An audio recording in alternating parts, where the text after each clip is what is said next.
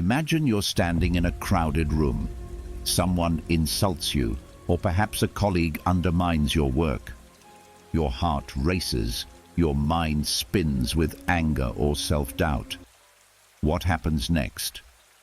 Do you react impulsively, throwing your emotions into the situation? Or do you pause, take a deep breath, and choose a response that aligns with your deepest values? In the modern world, we are constantly bombarded by triggers, stress, negativity, failure. Our first instinct is often to react, to let our emotions dictate the terms. But what if this very instinct is what's holding us back? What if true power lies not in reacting, but in mastering how we respond? In this journey, we'll explore the ancient wisdom of Stoicism, the psychological insights into human behavior, and the existential truths that challenge us to take control of our emotional responses. It's time to stop being victims of our emotions. It's time to respond like a Stoic. Picture this. You're sitting in traffic, already running late for an important meeting. The car in front of you suddenly brakes for no apparent reason. Your hands clench the steering wheel. Your jaw tightens. Heat rises in your chest, and before you know it, you're honking your horn with unnecessary aggression, perhaps even shouting at a stranger who can't hear you. This moment, this split second between stimulus and response, is where most of us lose ourselves. It's where we reveal the fragility of our emotional foundations and demonstrate what the ancient Stoics understood as the fundamental weakness of unexamined reaction. We live in a world of triggers. Every day, we encounter situations that seem designed to test our composure. The colleague who takes credit for our work, the friend who cancels plans at the last minute, the technology that fails precisely when we need it most. These moments arrive without warning, and in them, we face a choice that most of us don't even realize we're making.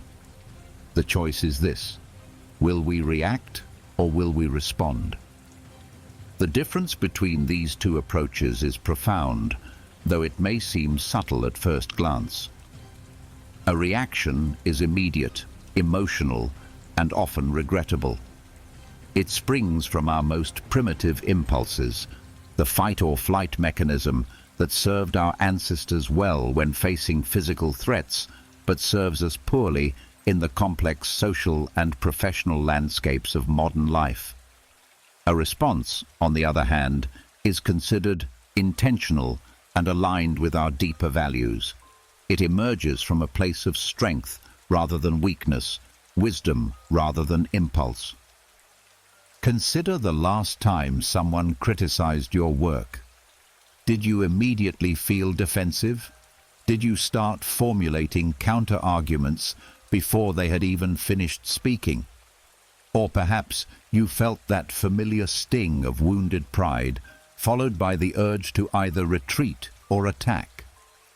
These are natural human reactions, but they are also manifestations of what the Stoics called weak judgments, automatic emotional responses that we've never examined or questioned. Marcus Aurelius, writing in his Meditations while managing the vast Roman Empire, understood this struggle intimately. He reminded himself daily that you have power over your mind, not outside events. Realize this, and you will find strength. He wasn't writing for posterity. He was writing to himself, struggling with the same human tendency toward reactive emotion that we all face. The trigger of weakness lies not in the external event itself, but in our untrained response to it. When someone cuts us off in traffic, the weakness isn't in their poor driving, it's in our choice to let their actions dictate our emotional state. When we receive harsh feedback, the weakness isn't in the criticism, it's in our inability to separate our sense of self-worth from external opinions. This is perhaps the most liberating realization in all of philosophy. Events themselves are emotionally neutral. A rainstorm is neither good nor bad. It simply is. A criticism is neither devastating nor irrelevant. It simply is. The emotional charge we assign to these events comes entirely from us, from the stories we tell ourselves about what they mean and how they affect us. But here's what makes this realization both liberating and challenging. If we are the source of our emotional reactions, then we are also responsible for them. We can no longer blame our bad mood on traffic, our anxiety on work pressure, or our anger on other people's behavior. The buck stops with us, in the sovereignty of our own minds. This responsibility might feel overwhelming at first. Many of us have spent years, perhaps decades, living as emotional victims of circumstance. We've developed elaborate narratives about how the world affects us, how certain people make us feel certain ways, how specific situations cause our stress or happiness. Accepting responsibility for our emotional state means dismantling these narratives and acknowledging a more complex truth. We are not passive recipients of emotional experience, but active participants in creating it. The ancient Stoics understood that this realization is the first step toward emotional freedom. Epictetus, who spent years as a slave before becoming one of history's most influential philosophers, taught his students to distinguish between what is up to us and what is not up to us. This simple distinction forms the foundation of all Stoic practice and the antidote to weak reactions. What is up to us? Our judgments, our choices, our responses, our values, our character. What is not up to us? Nearly everything else. Other people's behavior, the weather, the economy, the past, the future, our reputation, our health, and ultimately, most of the external circumstances of our lives. When we try to control what is not up to us, we set ourselves up for frustration, anger, and disappointment. When we focus our energy on what is up to us, we discover a realm of genuine power and influence. This shift in focus is not merely philosophical, it's profoundly practical. Imagine approaching that traffic jam with this understanding. The delay is not up to you, but your response to it is. The behavior of other drivers is not up to you, but your emotional state is. The fact that you might be late is not entirely up to you, but how you handle that lateness with grace or with stress absolutely is. This doesn't mean becoming passive or accepting injustice. It means choosing our battles wisely and fighting them from a position of inner strength rather than reactive weakness. It means developing what we might call response ability, the ability to choose our responses rather than being controlled by them. The trigger of weakness, then, is not the external provocation, but our unconscious habit of reacting without reflection. Every moment of provocation is actually an opportunity, an invitation to practice the kind of strength that the Stoics called virtue. But to accept this invitation, we must first become aware that we're receiving it. Sarah stares at her phone screen, reading the email for the third time. Her boss has rejected her proposal again. The familiar cascade begins. First, the sharp intake of breath, then the heat rising in her cheeks, followed by the racing thoughts of everything she should have said differently. Within minutes, she's spiraled into a mental storm of self-doubt, resentment, and anxiety about her future at the company. By evening, Sarah has snapped at her partner, stress-eaten her way through a bag of chips, and spent 2 hours scrolling social media instead of working on the revised proposal. The original setback, 10 minutes of reading and processing, has consumed her entire day and affected everyone around her. This is the true cost of emotional chaos. It never stays contained. When we allow weak reactions to govern our responses, we don't just experience a momentary upset. We initiate a cascade of consequences that ripple through every aspect of our lives. Like a stone thrown into still water, a single uncontrolled emotional reaction creates expanding circles of disruption that can last hours, days, or even years. The ancient Stoics understood this phenomenon intimately. Seneca, in his letters to his friend Lucilius, wrote extensively about how unchecked emotions compound suffering. He observed that we often suffer more in imagination than in reality, creating elaborate mental scenarios of doom based on single moments of adversity. What begins as a simple external event becomes, through our reactive thinking, a complex internal drama that consumes our peace and clarity. Modern neuroscience has validated what the Stoics intuited. Emotional reactivity literally changes our brain chemistry. When we experience intense negative emotions, our bodies flood with stress hormones like cortisol and adrenaline. These chemicals, designed for short-term survival responses, wreak havoc when they become chronic residents in our system. Consider the physiology of a typical reactive episode. Your boss sends a critical email. Within milliseconds, your amygdala, the brain's alarm system, has triggered a stress response. Your heart rate increases, your breathing becomes shallow, your muscles tense.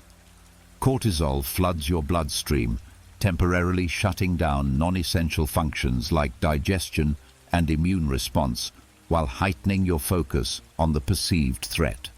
In a life or death situation, this response could save your life. But your boss's email, while unpleasant, poses no physical danger. The crisis response system that evolution designed to help you escape from predators is now being triggered by PowerPoint presentations and performance reviews. Your body is preparing for a physical battle while you sit in an office chair, creating a fundamental mismatch between your biological response and your actual circumstances. The immediate cost is clear: stress, anxiety, physical tension, clouded judgment.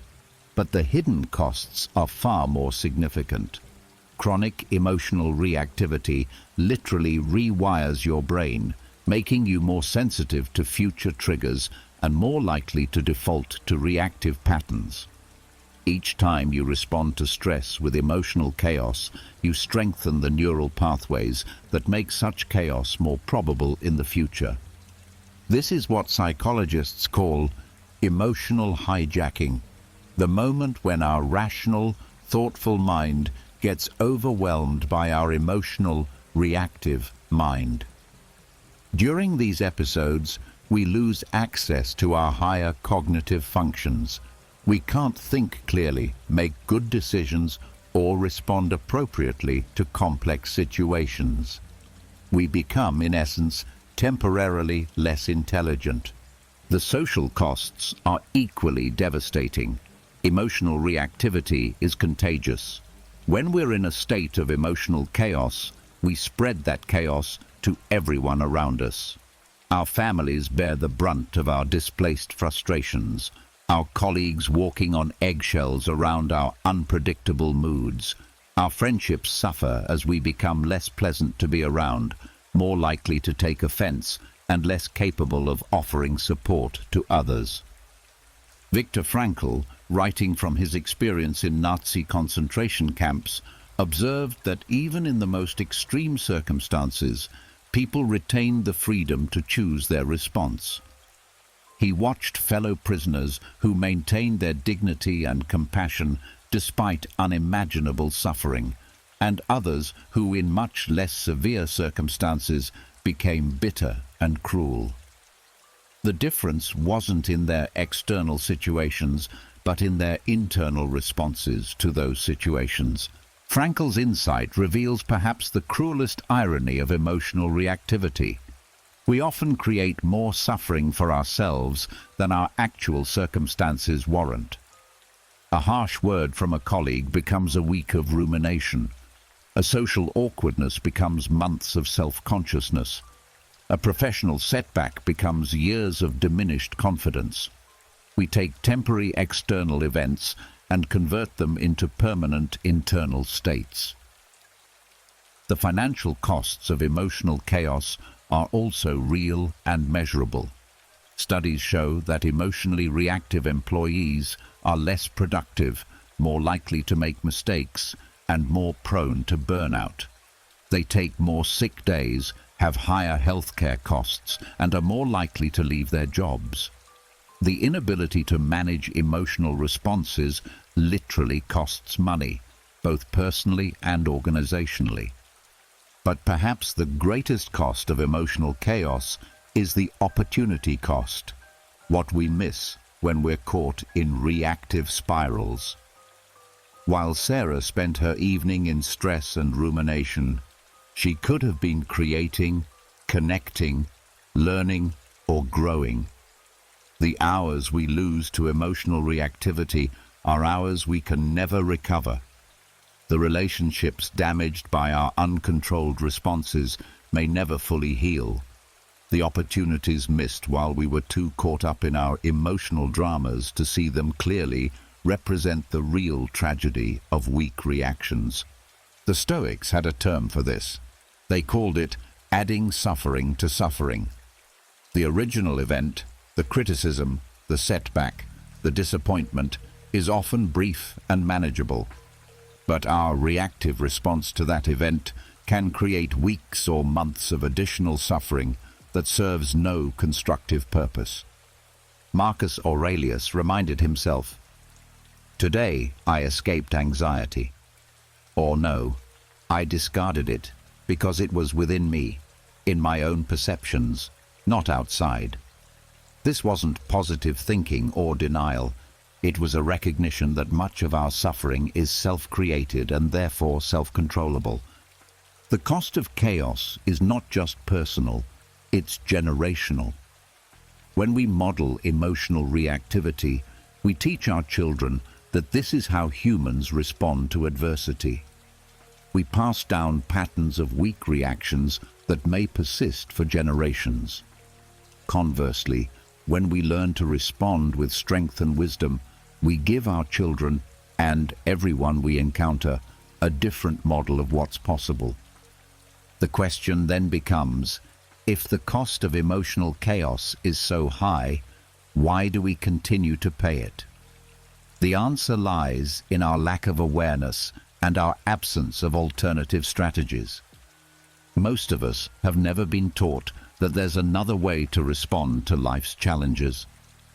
We've never been shown what emotional strength looks like in practice, but awareness is the first step toward change. Once we truly understand the cost of chaos, not just intellectually but viscerally, we become motivated to seek a different path. And fortunately, that path exists.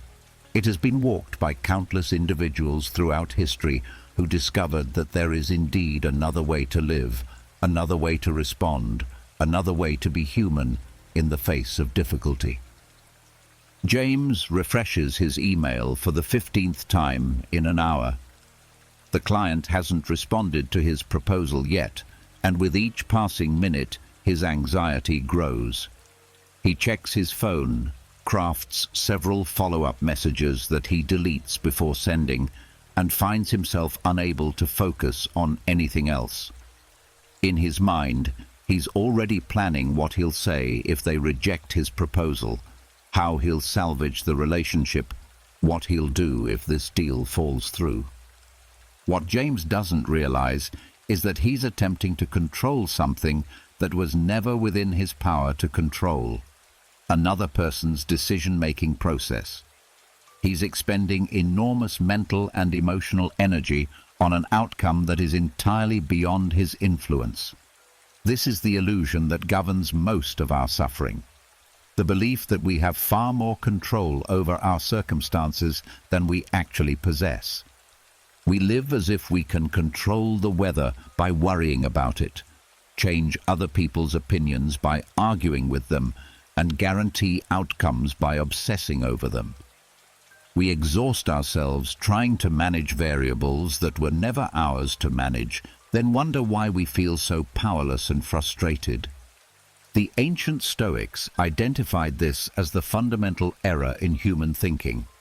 Epictetus, teaching in his school in Nicopolis nearly 2,000 years ago, drew a simple but revolutionary distinction. Some things are within our power, while others are not. This might seem obvious, even simplistic, but the implications of truly understanding this distinction are profound and life-changing. What we typically think we control, our reputation, other people's reactions, the outcomes of our efforts, our health, our financial success, exists largely outside our sphere of influence. What we rarely recognize we control, our judgments, our responses, our values, our character, constitutes our only real power in this world. This misunderstanding of control is not merely philosophical, it's psychological and practical. When we try to control the uncontrollable, we set ourselves up for chronic frustration, anxiety, and disappointment. We become like someone trying to steer a car by shouting at the road, wondering why they're not getting where they want to go. Consider the modern obsession with controlling outcomes. We live in a culture that promises us incredible agency over our lives. We're told that with enough effort, planning, and positive thinking, we can achieve anything we want. This message, while inspiring, is also fundamentally misleading. It suggests that failure is always a result of insufficient effort or improper technique, rather than acknowledging the role of factors beyond our control. An entrepreneur can have the best business plan, work 18-hour days, and make every right decision according to the best available information, and still fail because of market conditions, timing, or simple bad luck. A student can study diligently and still perform poorly on a test because they're having an off day or the test covers material they hadn't anticipated. A parent can do everything right and still watch their child make destructive choices. The belief that we control outcomes leads to what psychologists call the fundamental attribution error. When we succeed, we attribute it to our skill and effort. When we fail, we either blame external circumstances or assume we didn't try hard enough. When others succeed, we often attribute it to luck. When others fail, we assume they didn't work hard enough. This inconsistent attribution keeps us trapped in the illusion that control is simply a matter of trying harder. But here's what the Stoics discovered. True control lies not in managing outcomes, but in mastering responses. We cannot control whether our business succeeds, but we can control the effort, integrity, and wisdom we bring to it. We cannot control whether people like us, but we can control whether we're worthy of being liked. We cannot control whether we get sick, but we can control how we respond to illness. This shift in focus from outcomes to responses is liberating in a way that's difficult to appreciate until you experience it. When James finally stops refreshing his email and instead focuses on preparing excellent work for his next client, he regains his power. When Sarah stops ruminating about her boss's reaction and instead focuses on improving her proposal, she reclaims her agency. The illusion of control manifests in countless ways throughout our daily lives. We try to control traffic by getting angry at it. We try to control other people's moods by walking on eggshells around them. We try to control the future by worrying about it. We try to control the past by ruminating about it. All of these efforts are not just futile, they're counterproductive, creating stress and anxiety while solving nothing. Marcus Aurelius, despite being the most powerful man in the ancient world, understood the limits of control better than most. He wrote, "You have power over your mind, not outside events." Realize this, and you will find strength. This wasn't the wishful thinking of someone who had never faced real challenges. It was the hard-won wisdom of a man who had dealt with plague, war, betrayal, and personal loss while managing an empire. The Stoic understanding of control is not passive resignation. It's not about giving up on goals or accepting injustice. It's about directing our energy where it can actually make a difference. When we stop wasting effort on the uncontrollable, we have much more energy available for what we can actually influence. A practical example: imagine you're stuck in traffic on your way to an important meeting. You cannot control the traffic, the other drivers, or whether you'll be late. Spending mental energy on these uncontrollables creates stress without solving anything. But you can control your response to the situation. You can call ahead to let people know you might be late. You can use the time to prepare mentally for the meeting. You can practice staying calm under pressure. You can even choose to see this as an opportunity to practice patience. This shift from outcome control to response control is perhaps the most practical wisdom philosophy has to offer. It's the difference between being a victim of circumstances and being an agent of your own character. It's the difference between feeling powerless and recognizing your true power. The illusion of control is so persistent because it feels empowering to believe we can manage everything. It seems like giving up control would make us helpless. But the opposite is true. The illusion of control makes us helpless because it directs our efforts toward the impossible. Accepting what we cannot control frees us to focus on what we can.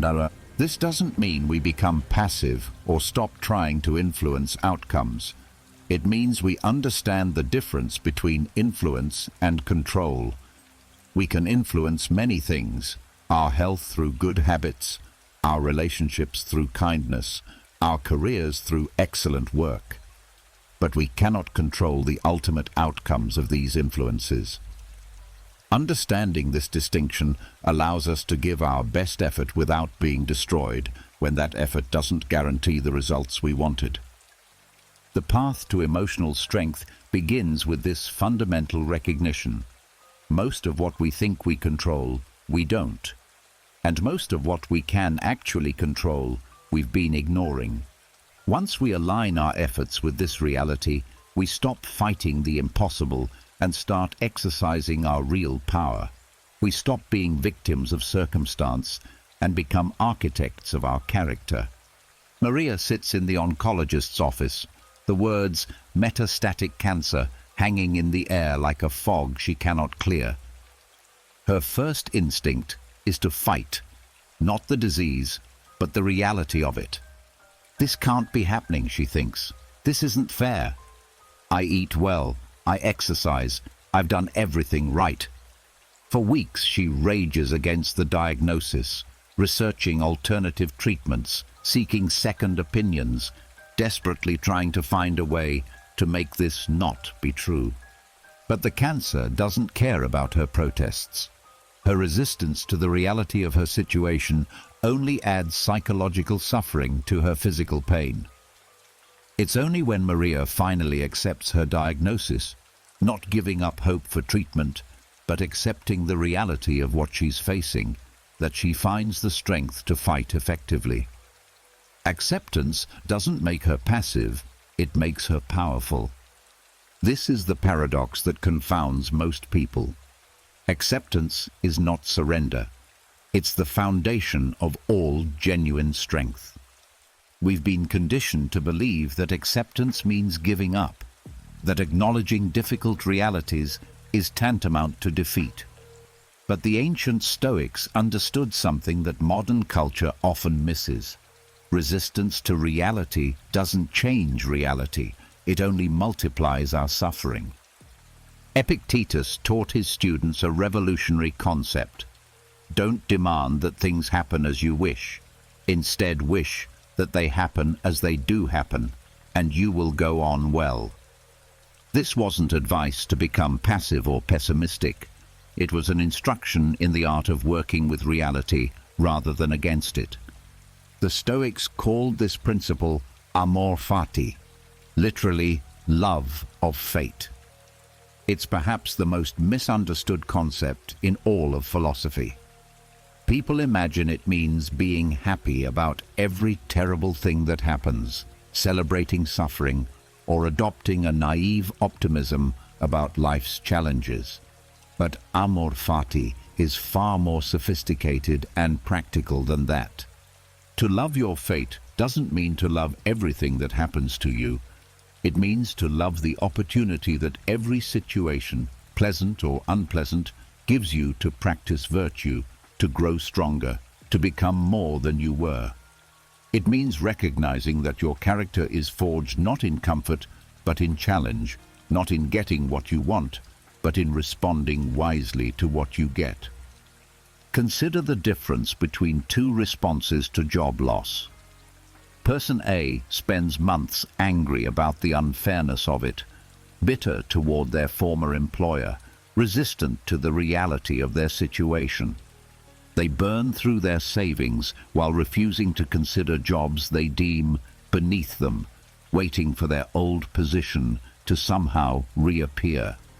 Person B immediately accepts the reality of their unemployment, grieves the loss briefly, then channels their energy into networking, skill development, and exploring new opportunities. Which person is more likely to find meaningful work quickly? The difference isn't optimism versus pessimism, it's acceptance versus resistance. Person B isn't happy about losing their job, but they accept the reality of it and work within that reality. Person A wastes enormous energy fighting what has already happened, energy that could be used to create a better future. This principle applies to every area of life. We can accept that our bodies age while still taking care of our health. We can accept that relationships sometimes end while still investing fully in the ones we have. We can accept that we'll face setbacks in pursuing our goals while still working diligently toward those goals. Acceptance is not passive. It's the prerequisite for effective action. You cannot solve a problem you refuse to acknowledge. You cannot heal from a wound you won't admit exists. You cannot improve a situation you're too busy resisting to understand clearly. The power of acceptance becomes even more apparent when we consider the alternative, the exhausting futility of resistance. When we resist reality, we're essentially arguing with what has already happened. We're demanding that the past be different, that other people be different, that the world operate according to our preferences rather than its own laws. This resistance shows up in countless ways throughout our daily experience. We resist traffic jams, as if our frustration could somehow make the cars move faster. We resist other people's opinions, as if our irritation could change their minds. We resist aging, as if our denial could stop time. We resist failure, as if our shame could retroactively improve our performance. All of this resistance accomplishes nothing except adding psychological suffering to whatever practical challenges we face. It's like being caught in quicksand and struggling. The struggle itself makes the situation worse. Seneca, writing from his experience as both a wealthy advisor to emperors and later as an exile stripped of his possessions, understood this principle intimately. He wrote, "Every new thing excites the mind, but a mind that seeks the truth turns from the new to the eternal." He had learned that happiness comes not from external circumstances aligning with our preferences, but from aligning our responses with wisdom. The practice of acceptance doesn't mean we stop having preferences or goals. It means we hold those preferences lightly, understanding that our well-being doesn't depend on getting what we want. We can prefer health while accepting illness. We can prefer success while accepting failure. We can prefer comfort while accepting hardship. This nuanced relationship with preference and acceptance is what allows some people to maintain equanimity in the face of enormous challenges.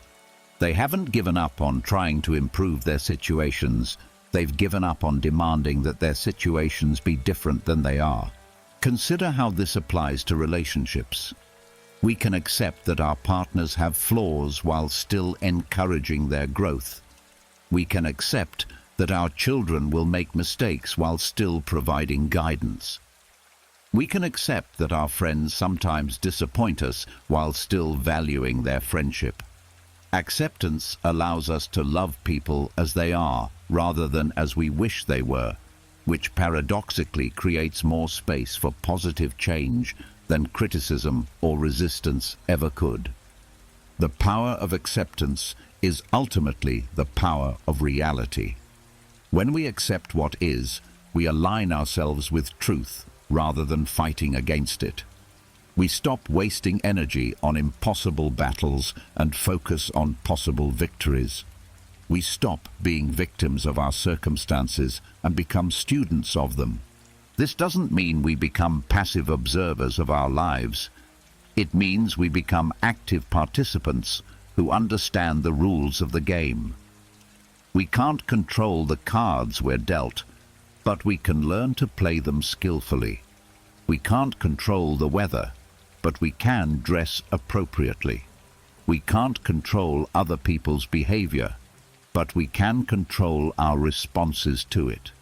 Marcus Aurelius, facing plague and war and betrayal, wrote in his journal, "Accept the things to which fate binds you, and love the people with whom fate associates you." This wasn't resigned fatalism, it was active engagement with reality. He understood that strength comes not from getting what we want, but from making the best of what we get. The practice of acceptance begins with small things. Instead of cursing the rain, we can accept it and appreciate what it brings to the world. Instead of resenting a difficult colleague, we can accept them as an opportunity to practice patience. Instead of fighting insomnia, we can accept wakefulness as a chance for reflection or creativity. As we develop this capacity for acceptance in small matters, we build the strength to face larger challenges with equanimity. We discover that acceptance doesn't make us weak, it makes us anti-fragile, able to not just survive difficulties, but to be strengthened by them. David used to pride himself on his passion. When he cared about something, everyone knew it. His voice would rise, his gestures would become animated, his emotions would fill the room. He saw this as authenticity, as being real in a world of fake pleasantries. But gradually, he began to notice the pattern. His passionate outbursts rarely convinced anyone, often damaged relationships, and left him feeling drained and regretful. The turning point came during a particularly heated argument with his teenage daughter about her curfew. As he watched tears well up in her eyes, he realized that his emotional intensity wasn't making him more persuasive or more authentic. It was making him less effective and less kind. In that moment, he understood that what he had called passion was often just uncontrolled reactivity, and that true strength might look quite different than he had imagined. This is the insight that transforms lives. Emotional strength is not the absence of feeling, it's the mastery of response. We live in a culture that often conflates emotional intensity with emotional authenticity, that mistakes reactive displays for passionate engagement.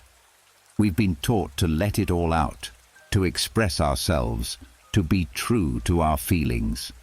But the ancient Stoics understood something that our modern culture has largely forgotten. Our feelings are not our masters, and authentic living doesn't require emotional chaos. Emotional strength is perhaps the most misunderstood concept in personal development.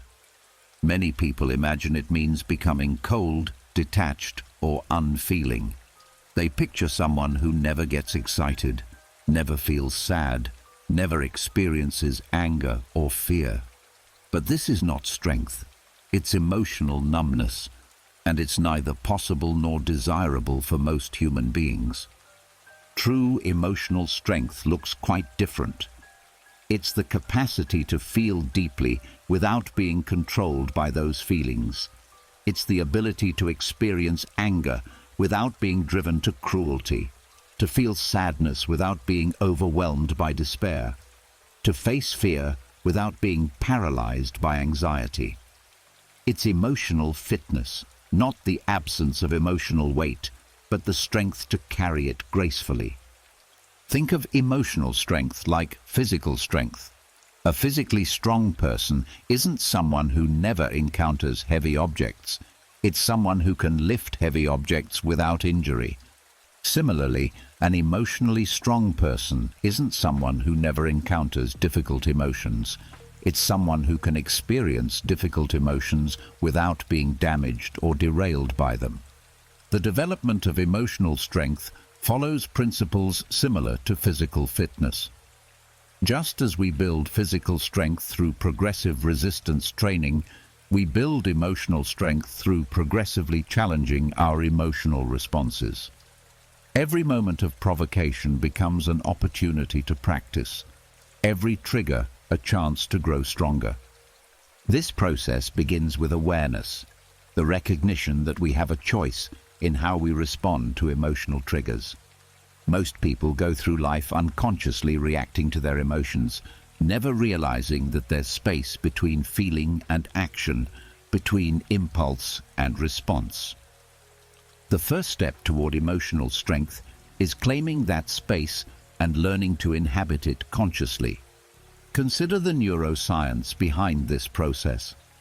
When we experience a strong emotion, our amygdala, the brain's alarm system, immediately triggers a cascade of physiological responses. Our heart rate increases, stress hormones flood our system, and our prefrontal cortex, the part of the brain responsible for rational thinking, temporarily goes offline. This is why we often say or do things in emotional moments that we later regret. But here's what recent research has shown. We can train ourselves to create a pause between trigger and response, allowing our prefrontal cortex to come back online before we act. This pause, sometimes just a few seconds, is where emotional strength lives. It's the difference between reacting from our most primitive impulses and responding from our highest wisdom. The Stoics developed numerous practices for cultivating this pause and strengthening our emotional responses. Marcus Aurelius would remind himself each morning that he would encounter difficult people and challenging situations, mentally preparing himself to respond with virtue rather than reactivity. Seneca would practice voluntary discomfort, temporarily giving up luxuries to build resilience and reduce attachment to external circumstances. But perhaps the most practical Stoic technique for building emotional strength is what they called the discipline of perception. This involves questioning our initial emotional interpretations of events and looking for alternative, more balanced perspectives.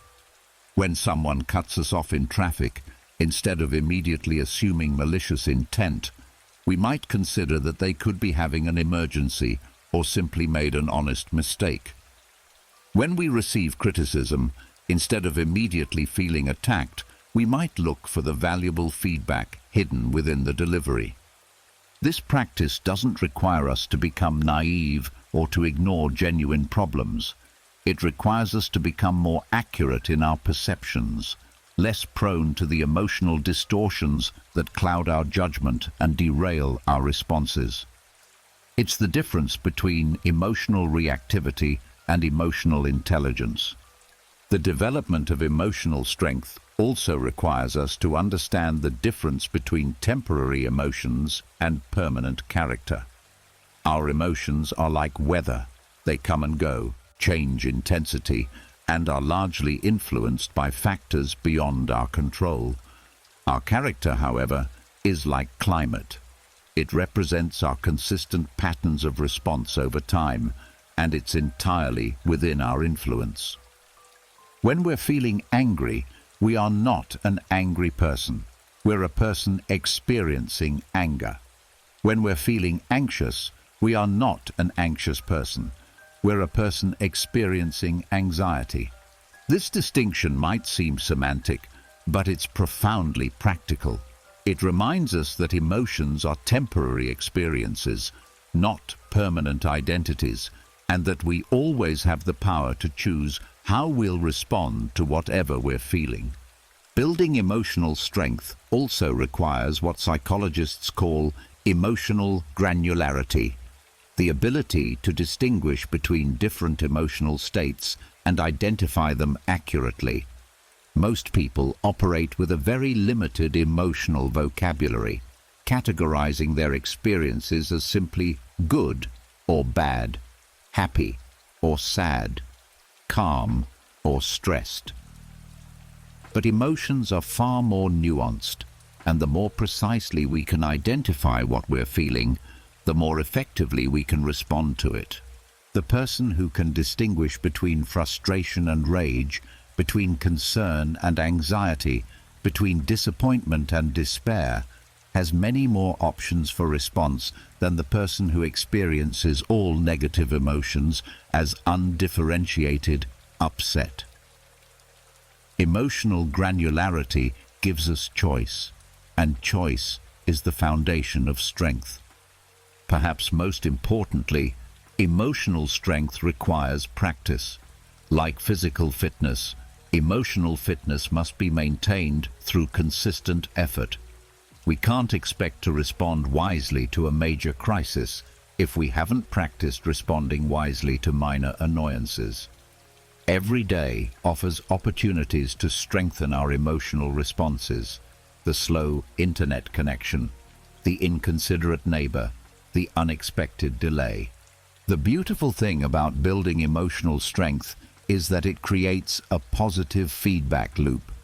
The more we practice responding thoughtfully rather than reactively, the more confident we become in our ability to handle whatever life throws at us.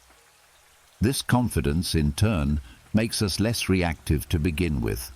We become less easily triggered because we trust our ability to handle triggers skillfully. This is the promise of emotional strength, not a life without challenges, but the capacity to meet any challenge with wisdom, grace, and integrity. It's the foundation of all other strengths: professional effectiveness, relationship satisfaction, personal resilience, and meaningful contribution to the world. The journey toward emotional strength is not easy, and it's never complete. Even the most emotionally mature people continue to face situations that challenge their equanimity. But the effort is worthwhile because it leads to something invaluable: the freedom to be your best self, regardless of circumstances, the ability to respond to life from your highest wisdom rather than your most primitive impulses.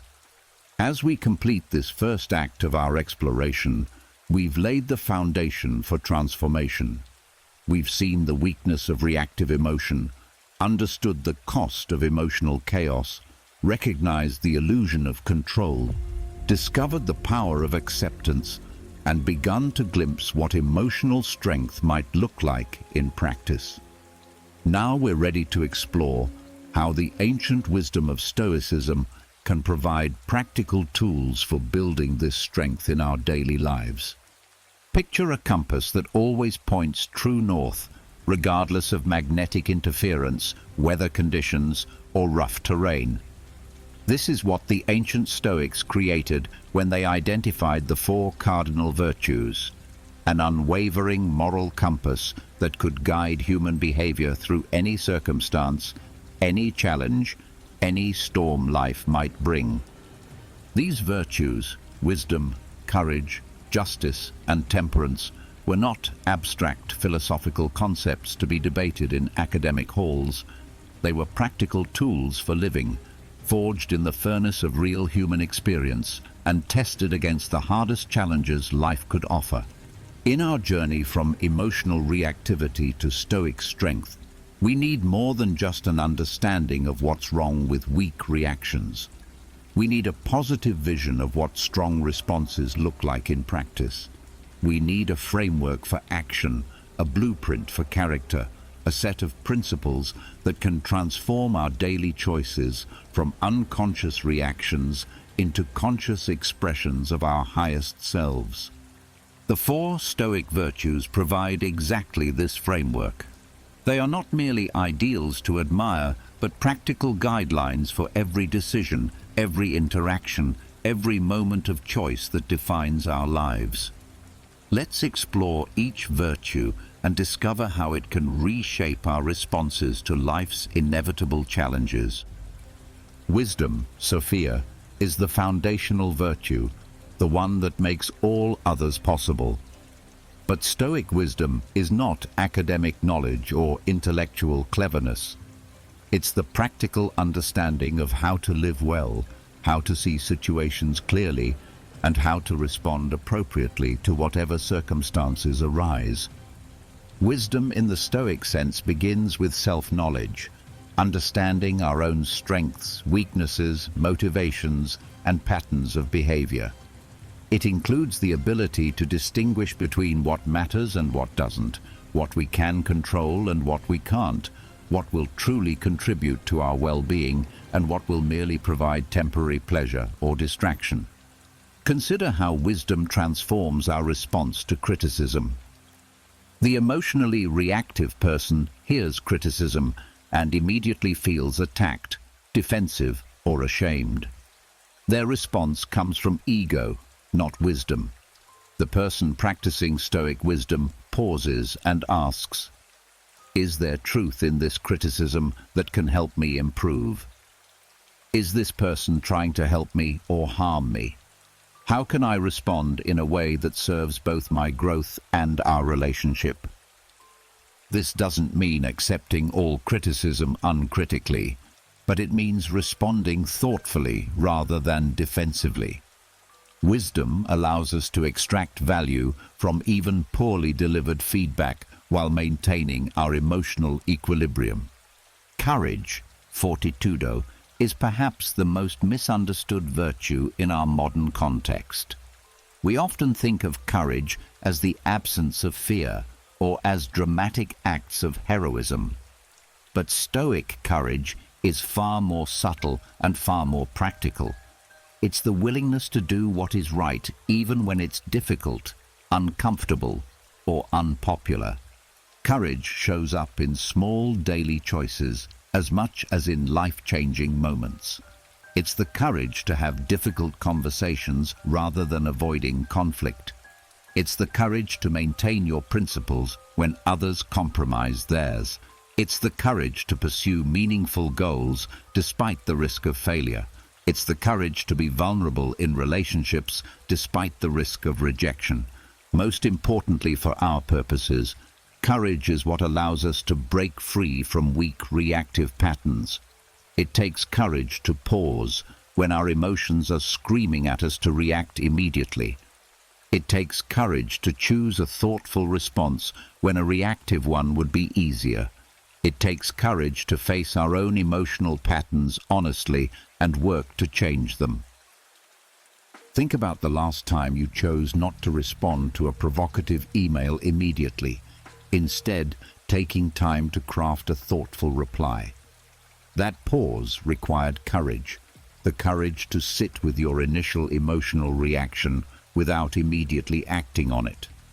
Justice, dikaiosune, in Stoic philosophy, extends far beyond legal fairness or social justice, though it includes both.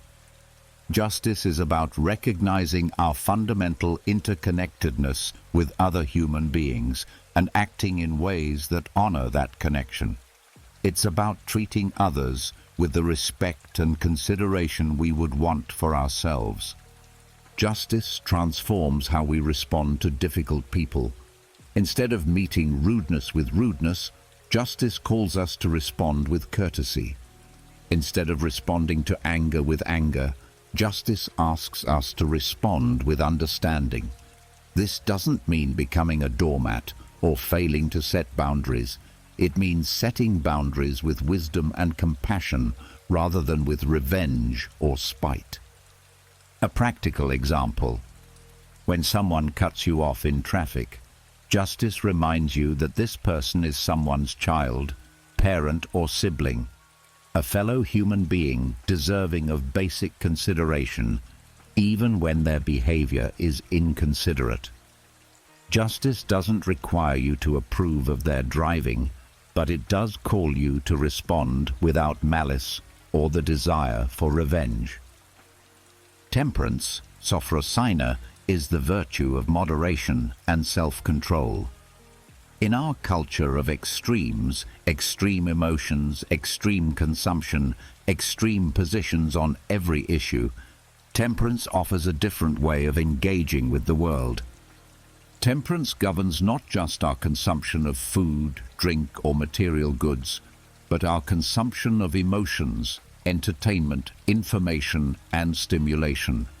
It's the wisdom to know when enough is enough, when to engage and when to withdraw, when to speak and when to remain silent. In the context of emotional reactions, temperance is what allows us to feel our emotions without being overwhelmed by them. It's the ability to experience anger without being consumed by rage, to feel sadness without sinking into despair, to experience fear without being paralyzed by anxiety. Temperance also governs our response to success and pleasure. It helps us enjoy good fortune without becoming attached to it, celebrate achievements without becoming arrogant, and receive praise without needing it for our self-worth. These four virtues work together like the legs of a table. Each one supports and strengthens the others. Wisdom without courage remains merely academic. Courage without justice becomes reckless or cruel. Justice without temperance becomes self-righteous extremism. Temperance without wisdom becomes rigid rule-following rather than thoughtful moderation. The beauty of the virtue-based approach is that it gives us a positive framework for action rather than just a list of things to avoid. Instead of simply trying not to react emotionally, we can actively choose to respond wisely. Instead of just trying not to be cowardly, we can actively choose to be brave. Instead of just trying not to be selfish, we can actively choose to be just. Instead of just trying not to be excessive, we can actively choose to be temperate. This shift from avoiding negative behaviors to embodying positive virtues is transformational. It moves us from a defensive posture to an offensive one, from trying not to fail to actively working to succeed, from being defined by what we're against to being defined by what we're for. The Stoics understood that virtue is not a destination, but a practice. We don't achieve wisdom once and for all. We practice making wise choices daily. We don't become perfectly courageous. We practice acting courageously in each situation that calls for it. We don't attain perfect justice. We practice treating others with fairness and respect in each interaction. We don't achieve perfect temperance. We practice moderation in each moment of choice. This practice-based approach makes virtue accessible to everyone, regardless of their starting point. You don't need to be naturally wise to practice wisdom. You don't need to be naturally brave to practice courage. You don't need to be naturally fair-minded to practice justice. You don't need to be naturally moderate to practice temperance. Each challenging situation becomes an opportunity to practice virtue. Each difficult person becomes a chance to practice justice. Each fear-inducing circumstance becomes an opportunity to practice courage. Each temptation becomes a chance to practice temperance. Each complex problem becomes an opportunity to practice wisdom. The four virtues provide us with what psychologists call implementation intentions, specific guidelines for how to behave in specific situations. Instead of relying on willpower or hoping our emotions will guide us correctly, we have a clear framework for making choices that align with our highest values. When we face a challenging situation, we can ask ourselves, what would wisdom look like here? How can I respond courageously? What does justice require of me? How can I practice temperance? These questions shift our focus from our emotional reactions to our character choices, from what we're feeling to who we want to be. This is the practical power of the Stoic virtues. They transform every moment of challenge into a moment of opportunity, every difficulty into a chance for growth, every problem into a laboratory for character development.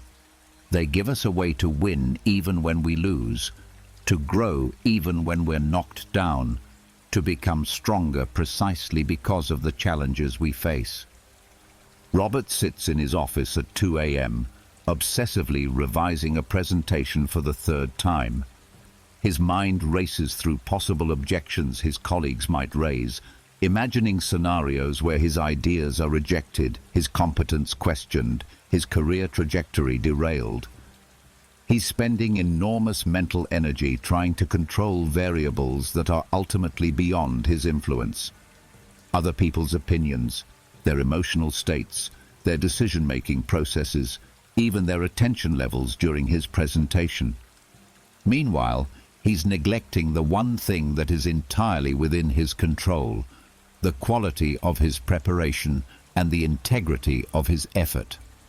By the time he gives his presentation, he's exhausted from trying to manage the unmanageable and hasn't adequately focused on what he could actually influence.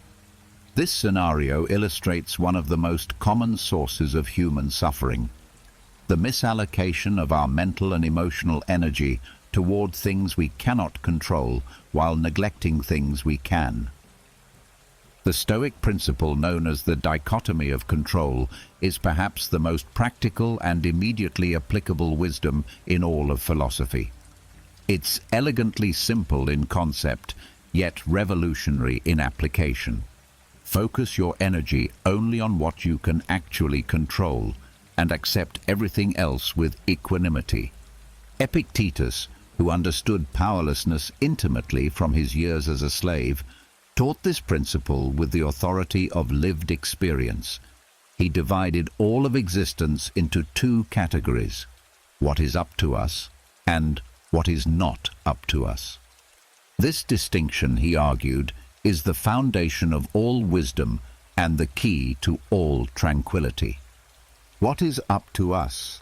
Our judgments, our decisions, our responses, our values, our character, our effort, our attention, our intentions.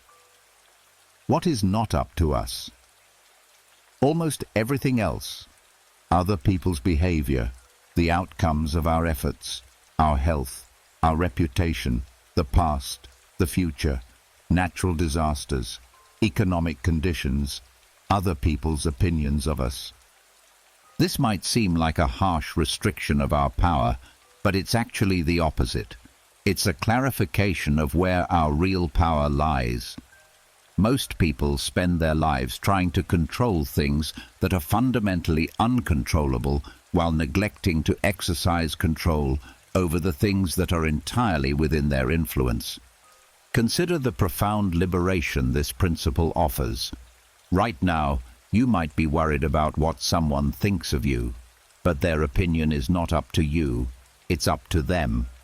What is up to you is whether you're worthy of their good opinion, whether you treat them with respect and kindness, whether you act with integrity in your interactions with them. When you focus on what's up to you rather than what's up to them, you reclaim your power and peace of mind. The dichotomy of control doesn't mean we become passive about outcomes we care about. It means we understand the difference between influence and control. We can influence many things without controlling them. A teacher can influence their students' learning but cannot control it. A parent can influence their child's development but cannot control it. An employee can influence their career trajectory but cannot control it. Understanding this distinction allows us to give our best effort toward outcomes we care about without being devastated when those outcomes don't match our hopes. We can work diligently for a promotion while accepting that the decision ultimately lies with others.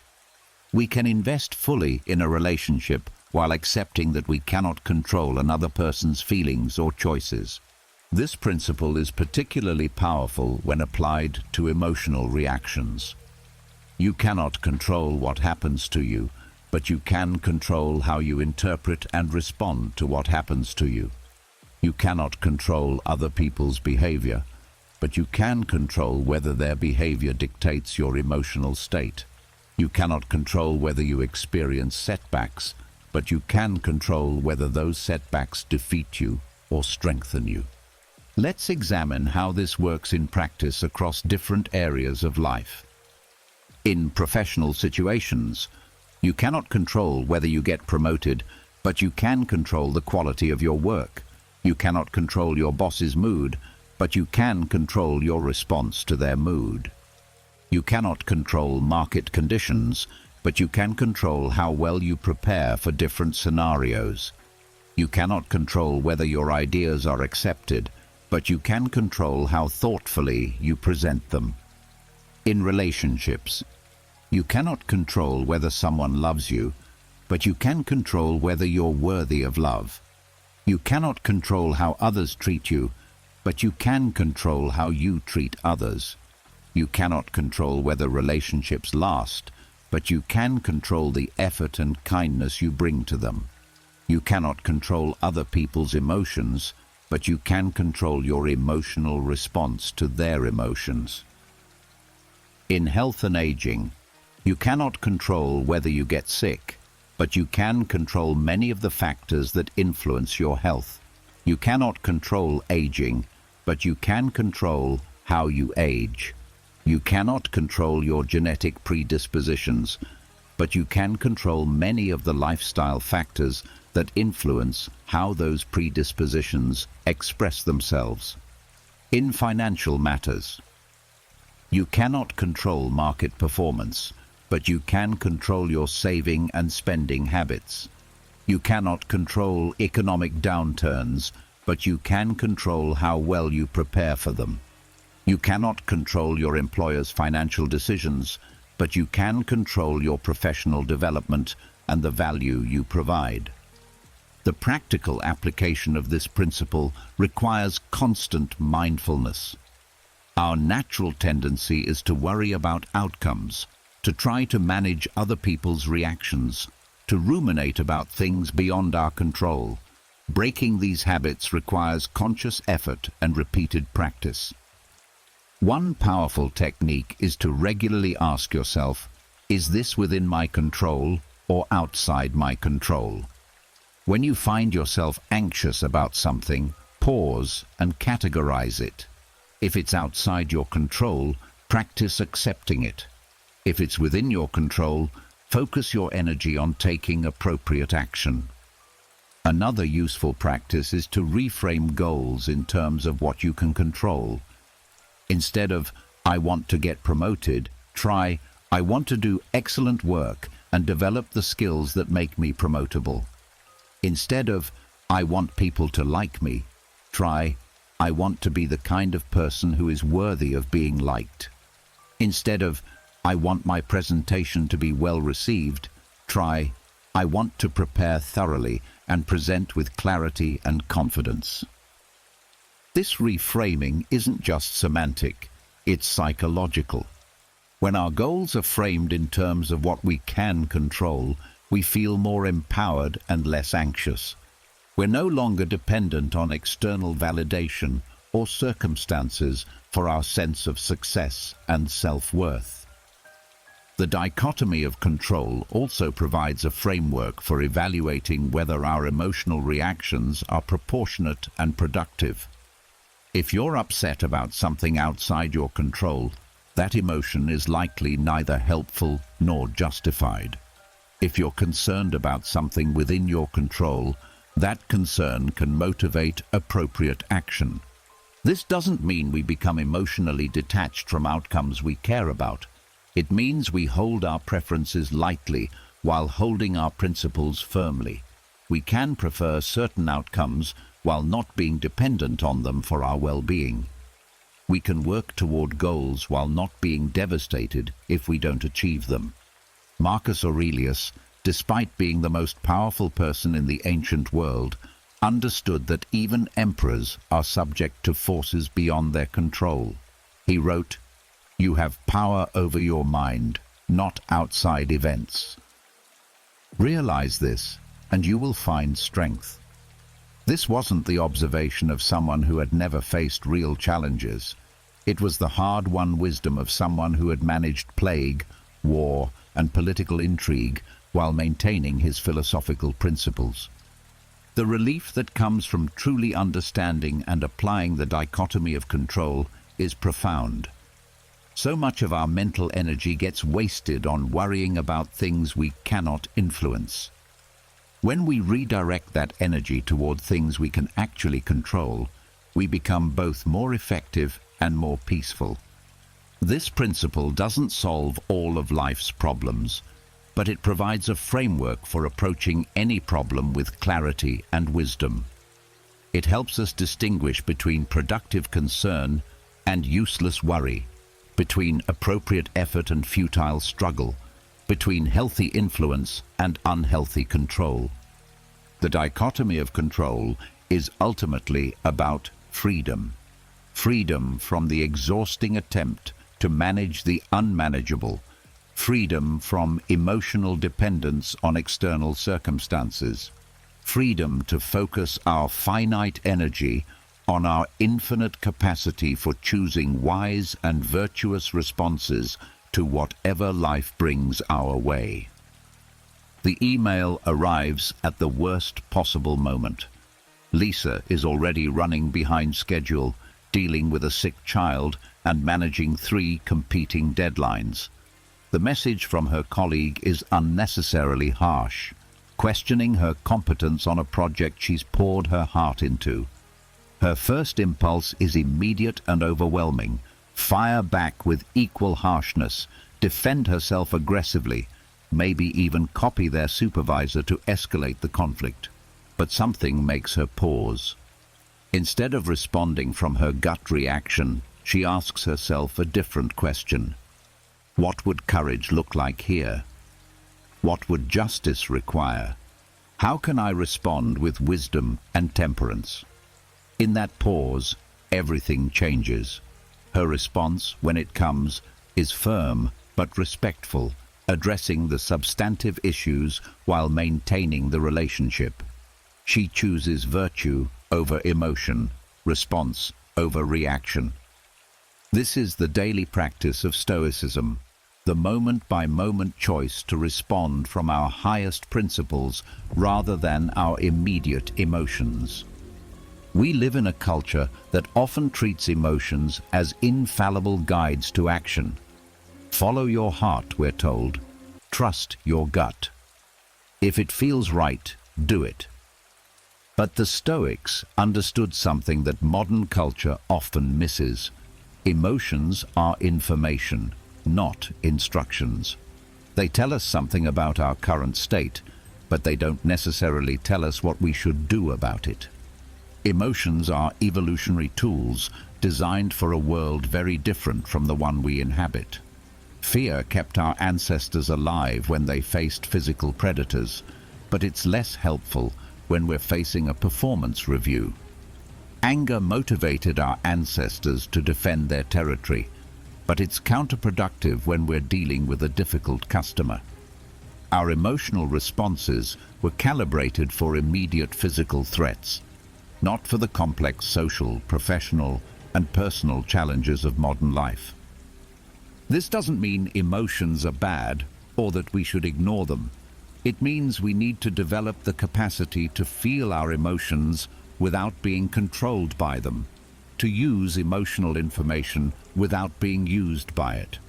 We need to create space between stimulus and response, between feeling and action, between impulse and choice. The Stoic approach to emotional response is built on a simple but revolutionary idea. We can choose our responses based on virtue rather than emotion. Instead of asking, "How do I feel about this?" we can ask, "What does virtue require here?"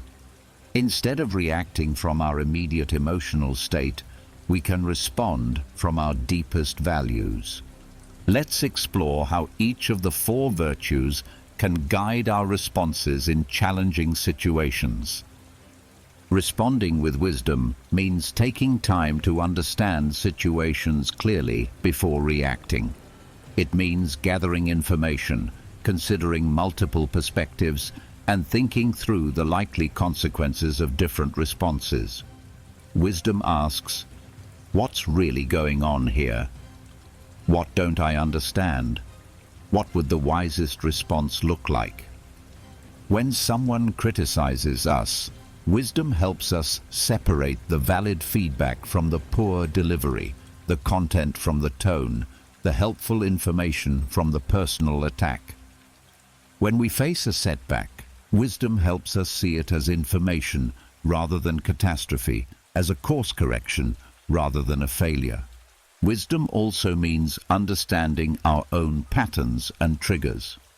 If we know we tend to overreact to certain types of situations, wisdom prepares us for those moments and helps us respond more skillfully when they arise. Responding with courage means doing what's right even when it's difficult, uncomfortable, or unpopular. It means having difficult conversations instead of avoiding them, setting boundaries instead of people-pleasing, pursuing our values instead of taking the easy path.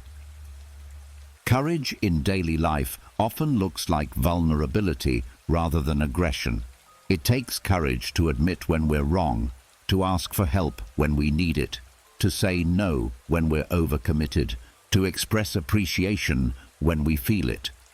It takes courage to be authentic in a world that often rewards performance, to be kind when others are harsh, to remain calm when others are agitated. When someone treats us poorly, courage doesn't mean retaliating. It means responding in a way that honors our principles. When we face a challenge that scares us, courage doesn't mean feeling fearless. It means acting with integrity despite our fears. Responding with justice means considering the impact of our responses on others and on the broader community. It means treating people with fairness and respect, even when they don't treat us the same way. Justice asks, how can I respond in a way that honors the dignity of everyone involved? Justice doesn't mean being a pushover or failing to advocate for ourselves. It means advocating for ourselves in ways that don't diminish others, setting boundaries without cruelty, defending our positions without attacking the person who disagrees with us.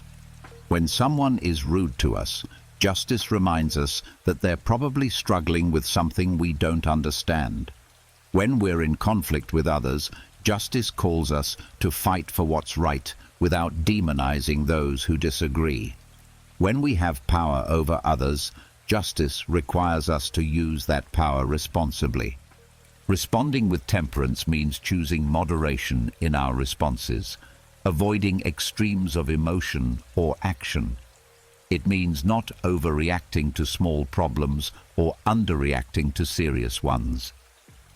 Temperance asks, what's the appropriate level of response here? Temperance helps us match our response to the actual magnitude of the situation. When someone makes a minor mistake, temperance keeps us from responding as if they'd committed a major betrayal. When we receive good news, temperance keeps us from becoming overconfident or complacent. Temperance also governs the intensity and duration of our emotional responses. We can feel angry without staying angry all day, experience disappointment without letting it ruin our week, celebrate success without becoming arrogant. The Stoics developed a specific practice for implementing virtue-based responses called premeditatio malorum, the premeditation of evils or adversities. This isn't about being pessimistic or expecting the worst. It's about mentally preparing ourselves to respond virtuously to likely challenges. Each morning, we might spend a few minutes thinking about the challenges we're likely to face that day and considering how we want to respond to them. If we know we have a difficult meeting, we can prepare ourselves to respond with wisdom and justice rather than defensiveness or aggression. If we know we'll be dealing with a challenging person, we can commit in advance to responding with patience and understanding. This mental preparation is like rehearsing for a performance. When the challenging moment arrives, we're not caught off guard by our emotional reactions. We've already considered what virtue looks like in this situation, and we're prepared to choose response over reaction. Another powerful practice is the pause. When we feel a strong emotional reaction arising, we can create a brief space before responding. This might be as simple as taking 3 deep breaths, counting to 10, or excusing ourselves for a moment. In that pause, we can remember our commitment to virtue and choose our response accordingly. The pause is particularly important in our digital age, where we can send emails, post on social media, or text messages instantaneously. The same emotional reaction that might have had time to cool in the era of handwritten letters can now be broadcast to the world in seconds. Creating artificial pauses, writing emails without sending them immediately, waiting before posting on social media, can save us from responses we'd later regret. The practice of responding with virtue rather than emotion doesn't eliminate our emotional experiences. If anything, it allows us to feel our emotions more fully, because we're not afraid of being controlled by them. When we know we can choose our responses, we can afford to experience our feelings without immediately acting on them. This approach also leads to better outcomes in most situations. Responses based on virtue tend to be more effective than responses based on emotion. They preserve relationships, solve problems more effectively, and align with our long-term interests rather than just our immediate impulses. Perhaps most importantly, choosing virtue over emotion allows us to maintain our integrity regardless of how others behave. We can be kind even when others are cruel, honest even when others are deceptive, calm even when others are agitated. Our character becomes independent of our circumstances, our principles unshakable regardless of external pressures. This is the profound freedom that comes from virtue-based living, the ability to be your best self regardless of what others do, to respond from your highest values no matter what emotions you're experiencing, to maintain your integrity even in the most challenging circumstances. Margaret sits in her car in the hospital parking lot, having just received her mother's diagnosis of early-stage dementia. The news she's been dreading for months has finally arrived, and with it comes a flood of emotions: grief, fear, anger, helplessness. But instead of being swept away by this emotional tsunami, she takes a deep breath and closes her eyes. She doesn't try to push away her feelings or pretend they don't exist. Instead, she observes them with gentle awareness, like watching clouds pass across the sky. "I'm feeling afraid," she acknowledges to herself. "I'm feeling sad. I'm feeling overwhelmed." She sits with these emotions, neither fighting them nor feeding them, until gradually she feels a deeper stillness emerge. Not the absence of feeling, but a steady presence that can hold all feelings without being destroyed by any of them. This is what the Stoics meant by inner peace, not the absence of disturbance, but the presence of an unshakable core that remains steady regardless of external circumstances. Inner peace is perhaps the most misunderstood goal in philosophy and psychology. Many people imagine it as a state of perpetual calm, a kind of emotional flatline where nothing ever bothers us. Others see it as a luxury available only to those who live sheltered lives, free from real challenges and responsibilities. But Stoic inner peace is neither emotional numbness nor naive optimism. It's something far more practical and achievable. True inner peace is the capacity to remain centered and grounded even in the midst of difficulty. It's the ability to experience strong emotions without being overwhelmed by them, to face uncertainty without being paralyzed by anxiety, to encounter loss without being destroyed by grief. It's not about avoiding life's storms, but about developing the inner stability to weather them with grace. The Stoics understood that peace comes not from controlling external circumstances, but from mastering our internal responses. Marcus Aurelius, dealing with plague, war, and political intrigue, wrote, "The universe is change. Our life is what our thoughts make it." He found peace not by avoiding challenges, but by cultivating a mind that could remain steady in the face of any challenge. The foundation of inner peace is what the Stoics called prosochi, continuous attention to the present moment and to our own mental states. This is remarkably similar to what we now call mindfulness, though the Stoic version is specifically focused on virtue and wisdom rather than just awareness for its own sake. Stoic mindfulness begins with observing our thoughts and emotions without immediately identifying with them. Instead of thinking, "I am angry," we learn to think, "I am experiencing anger." Instead of, "I am anxious," we observe, "Anxiety is arising in my mind." This subtle shift in language reflects a profound shift in perspective, from being our emotions to having emotions, from being controlled by our mental states to observing them with some detachment. This practice of observation doesn't make us cold or unfeeling. It gives us space to choose how we want to respond to what we're feeling. When we're not completely identified with our emotions, we can experience them fully while still maintaining our capacity for wise action. The Stoics developed several specific practices for cultivating this inner observer and the peace that comes with it. The evening review was a daily practice where Stoics would reflect on the day's events, examining their responses and considering how they might have acted more in accordance with virtue. This wasn't self-criticism, but self-awareness, an honest assessment designed to promote growth rather than guilt. Seneca wrote to his friend Lucilius, "When the lamp is taken away and my wife has fallen silent, I examine the whole day and measure my actions and words, hiding nothing from myself and omitting nothing." This practice helped him maintain awareness of his patterns and progress in developing wisdom and virtue.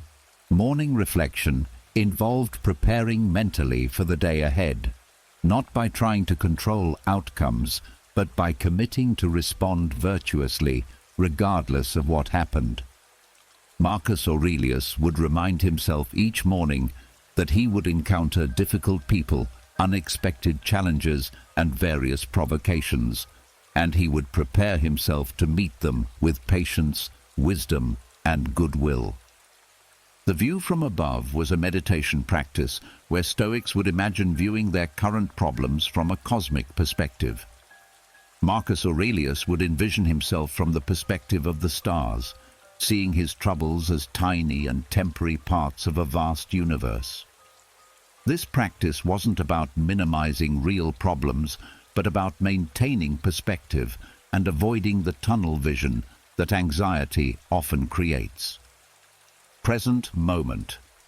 Awareness involved regularly returning attention to the current moment rather than getting lost in regrets about the past or anxieties about the future.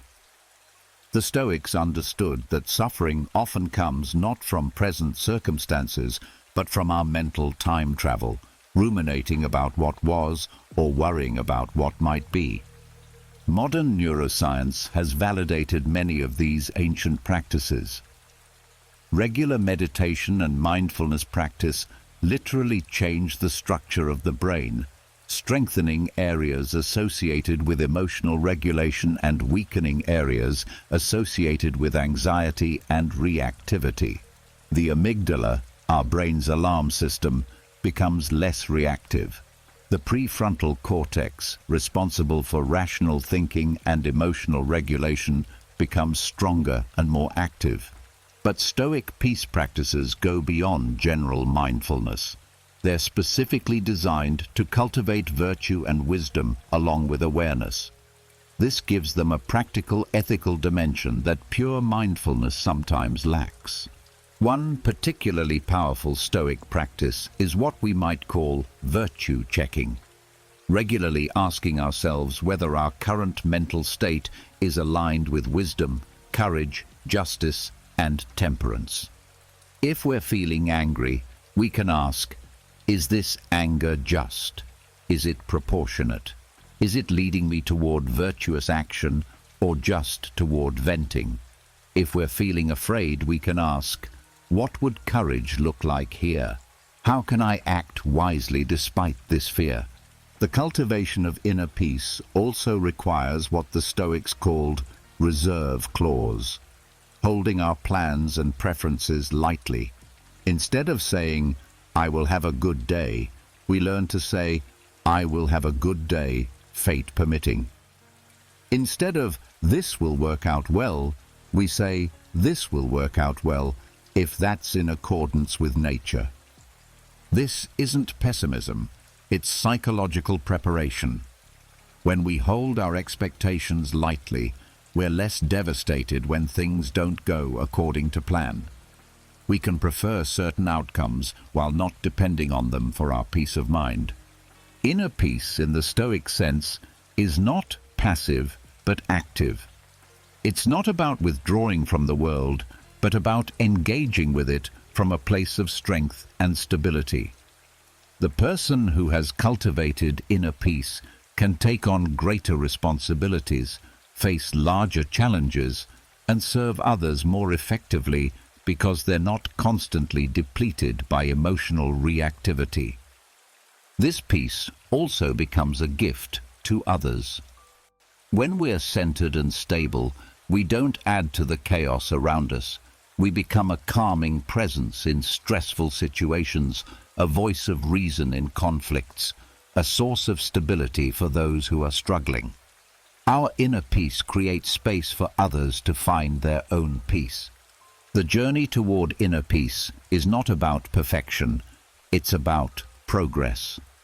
Even the most experienced practitioners of Stoicism continue to face situations that challenge their equanimity. The goal is not to never be disturbed, but to recover our balance more quickly when we are disturbed, to learn from each experience, and to gradually develop greater resilience and wisdom. Marcus Aurelius, writing his personal journal that became the Meditations, was clearly still working on these practices even late in his life. His writings reveal someone who struggled with the same human tendencies toward frustration, discouragement, and reactivity that we all face. But they also reveal someone who had developed remarkable tools for returning to peace, for finding meaning in difficulty, and for maintaining virtue in challenging circumstances. The promise of inner peace is not a life without problems, but the capacity to meet any problem with wisdom, grace, and strength. It's the freedom to respond rather than react, to choose rather than be chosen for, to maintain our highest selves regardless of what external circumstances we face. This is the deepest freedom available to human beings, the freedom to be at peace with ourselves and with reality, regardless of what that reality contains. It's a freedom that no external force can take away, that no circumstance can destroy, that grows stronger precisely through being tested by difficulty. David wakes up at 5:30 a.m., not because he has to, but because he's chosen to. Before checking his phone or rushing into the day's activities, he spends 10 minutes in quiet reflection, preparing his mind for whatever challenges and opportunities lie ahead. He reminds himself of his core values, commits to responding to difficulties with virtue rather than reactivity, and sets his intention to contribute positively to every interaction he has. Throughout his commute, instead of feeling frustrated by traffic, he uses the time for contemplation and gratitude. When a colleague criticizes his work in a meeting, he listens carefully for valid feedback while not taking the harsh tone personally. When his teenager comes home upset about friendship drama, he offers presence and wisdom rather than trying to fix or minimize her experience.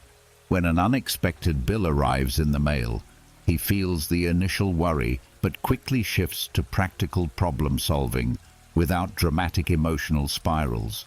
This isn't perfection.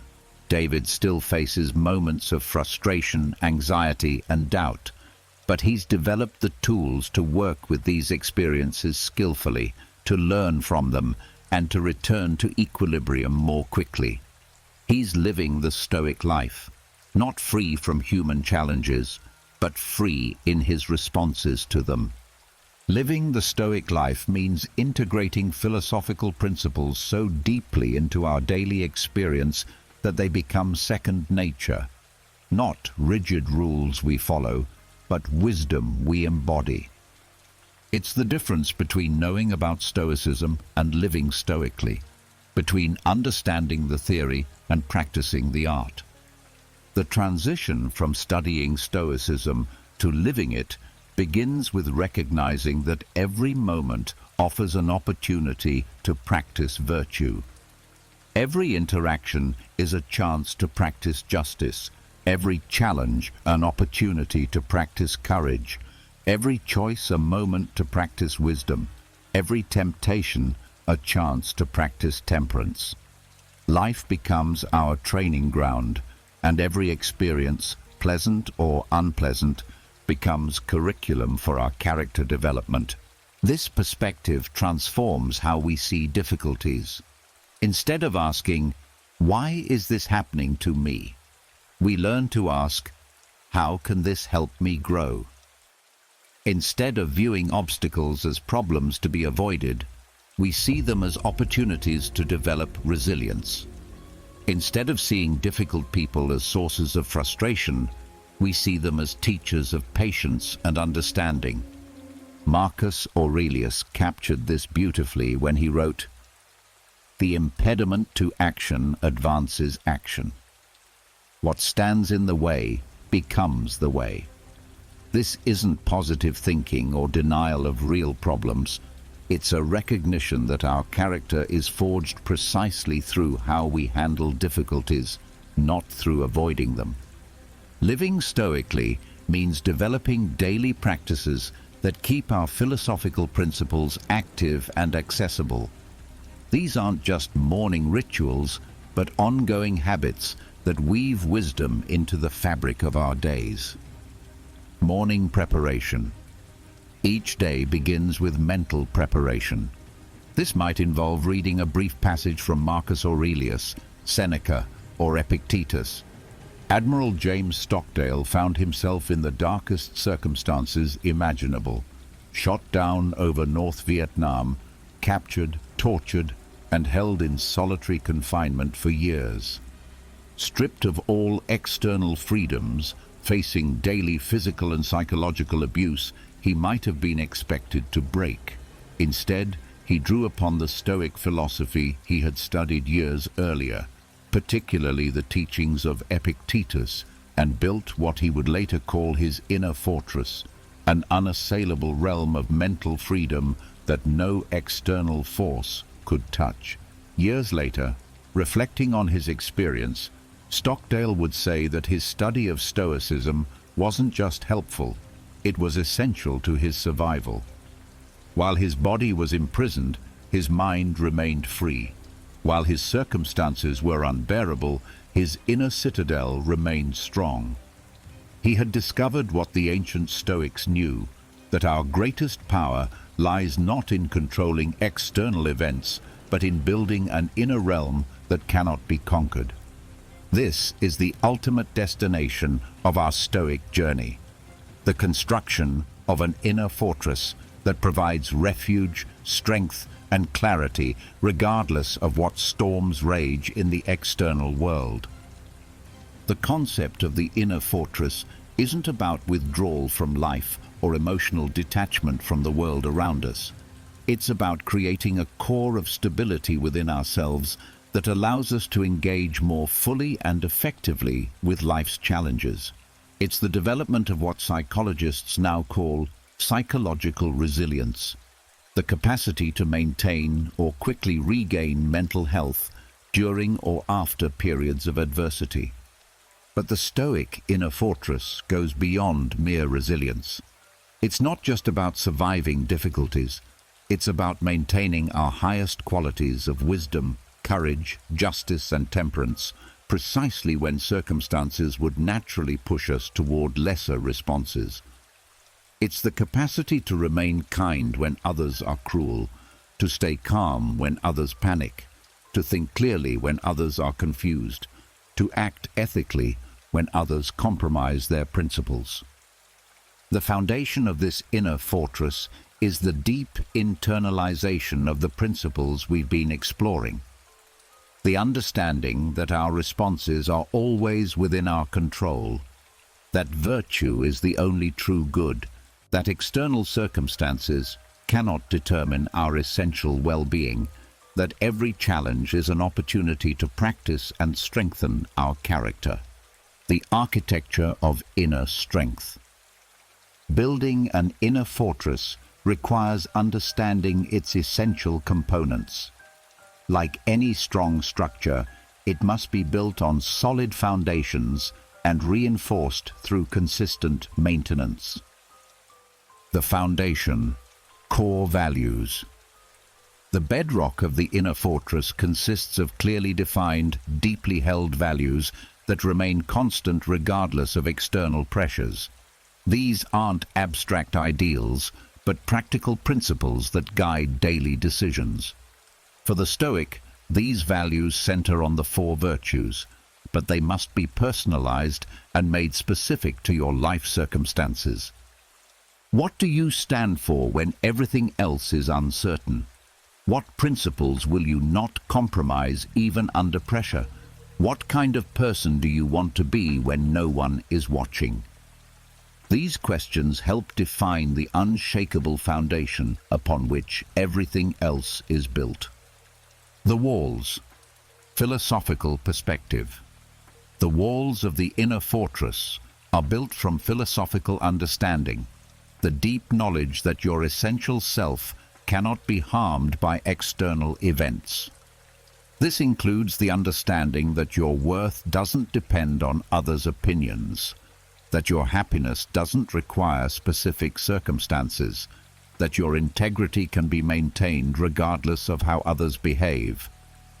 Epictetus, who knew imprisonment literally, taught that we are always free to choose our attitude, our response, our internal stance toward whatever we're experiencing.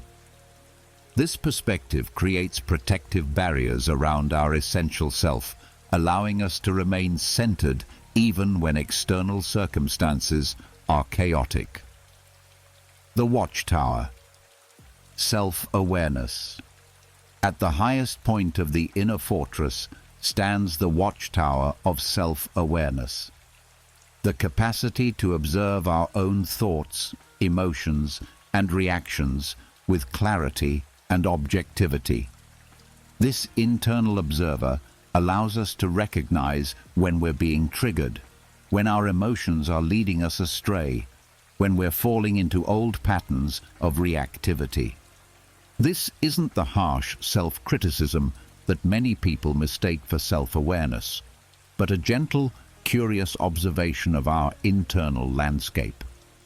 It's the difference between being caught in an emotional storm and watching that storm from a place of safety.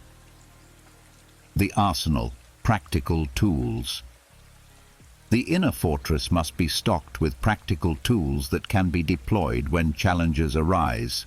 These include breathing techniques for managing acute stress, reframing methods for changing perspective on difficult situations, philosophical exercises for maintaining clarity, and behavioral strategies for acting wisely even when feeling emotional.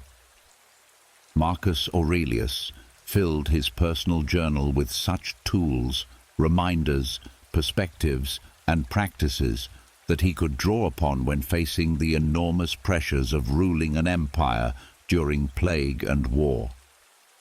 His meditations serve as a blueprint for the kind of mental arsenal every person can develop. The daily practice of fortress building. The inner fortress isn't built overnight. It's constructed through daily practice, small choices, and consistent commitment to growth. Like physical fitness, philosophical fitness requires regular exercise to maintain and develop. Morning fortification. Each day begins with mental preparation. This might involve reading philosophical texts, practicing meditation, reviewing your core values, or simply setting intentions for how you want to respond to the day's challenges. The goal is to strengthen your connection to your deepest principles before the day's distractions and pressures begin. Midday maintenance. Throughout the day, regular check-ins help maintain fortress strength. This might be as simple as asking yourself, am I responding from my highest self right now? What would virtue look like in this situation? How can I use this challenge to grow stronger? Evening reflection. The day ends with honest assessment, not self-criticism, but thoughtful review of what went well, what could have been handled better, and what lessons can be learned. This practice helps identify weak points in your fortress that need reinforcement and strengths that can be further developed. Testing the fortress. The true test of the inner fortress comes not in comfortable circumstances, but in moments of genuine difficulty. When you receive devastating news, face betrayal from someone you trusted, encounter failure in something important to you, or deal with physical pain or illness, these are the moments when the fortress proves its worth. Stockdale discovered that his fortress was strongest precisely when external circumstances were worst. The same can be true for anyone who has built this internal strength. The more challenging the external situation, the more valuable the inner refuge becomes. But the fortress doesn't just provide protection, it provides power. When you're not afraid of being disturbed, you can take greater risks. When you're not dependent on external validation, you can act more authentically. When you're not controlled by circumstances, you can focus your energy on what truly matters. The expanding fortress. As the inner fortress grows stronger, something remarkable happens. It begins to extend its protection to others. The person who has developed unshakable inner peace becomes a source of calm for others. The person who has learned to respond with virtue becomes a model for others. The person who has built genuine inner strength becomes capable of supporting others in building their own strength. This isn't about becoming a teacher or guru. It's about the natural influence that comes from embodying the principles you've studied. Your steady presence in chaos, your kind response to cruelty, your calm reaction to provocation all serve as examples of what's possible for human beings. Marcus Aurelius understood this responsibility, writing, "What brings no benefit to the hive can bring none to the bee." The stronger your inner fortress, the more you can contribute to the strength and well-being of your community. The paradox of the fortress. The deepest paradox of the inner fortress is that the more secure you become within yourself, the more open you can be to others. The more protected your essential self, the more vulnerable you can afford to be in relationships. The stronger your inner foundation, the more risks you can take in pursuing meaningful goals. Security breeds generosity. Strength enables kindness. Inner peace creates space for others' struggles. The fortress doesn't make you isolated. It makes you free to connect more deeply with life and with others. Epictetus, despite his history of slavery and physical disability, became one of history's most influential teachers precisely because he had built an inner realm that no external circumstance could touch. His fortress wasn't a place of withdrawal, but a base of operations for contributing wisdom and strength to the world. Living from the fortress. Once established, the inner fortress becomes not just a refuge, but a way of life. Decisions are made from this place of strength rather than from fear or reactivity. Relationships are approached from security rather than neediness. Challenges are met from confidence rather than anxiety. This doesn't mean life becomes easy. It means you become capable of handling whatever difficulty arises. You don't avoid storms. You become someone who can navigate through any storm while maintaining your course and your character. The inner fortress is ultimately about freedom. The freedom to be your best self, regardless of circumstances. The freedom to respond rather than react. The freedom to maintain your principles even when it's difficult. It's the freedom that comes from knowing that your essential well-being cannot be touched by external events, that your worth doesn't depend on others' approval, that your happiness comes from within. This is the great gift of Stoic philosophy, not the promise of an easy life, but the tools to build an inner strength that can handle any life. Not the guarantee of favorable circumstances, but the capacity to respond wisely to any circumstances. Not the elimination of challenges, but the transformation of every challenge into an opportunity for growth. The inner fortress awaits your construction. The materials are available, the blueprints have been provided, and the only question remaining is whether you will commit to the daily work of building a strength that nothing external can destroy. When Nelson Mandela walked into Robben Island prison in 1964, he faced what many would consider insurmountable adversity. 27 years of hard labor, isolation from family, and the seeming impossibility of ever achieving his dream of a free South Africa. Yet he later described those prison years not as lost time, but as the crucible in which his character was forged and his leadership was developed.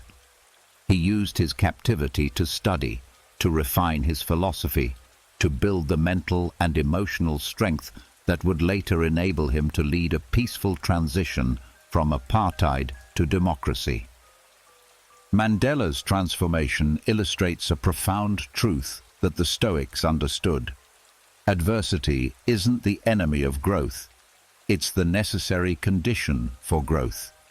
Without resistance, muscles atrophy. Without challenges, character weakens.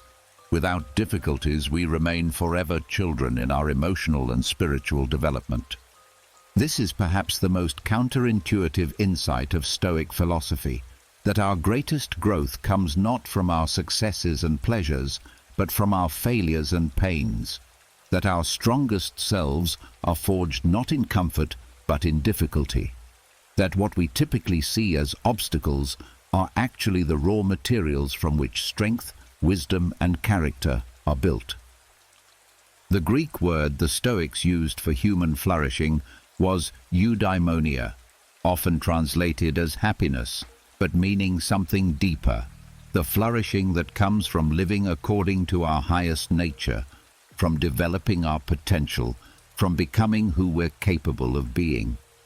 And the Stoics discovered that eudaimonia is achieved not by avoiding difficulty, but by meeting difficulty with virtue. This perspective revolutionizes how we relate to the inevitable challenges of human existence.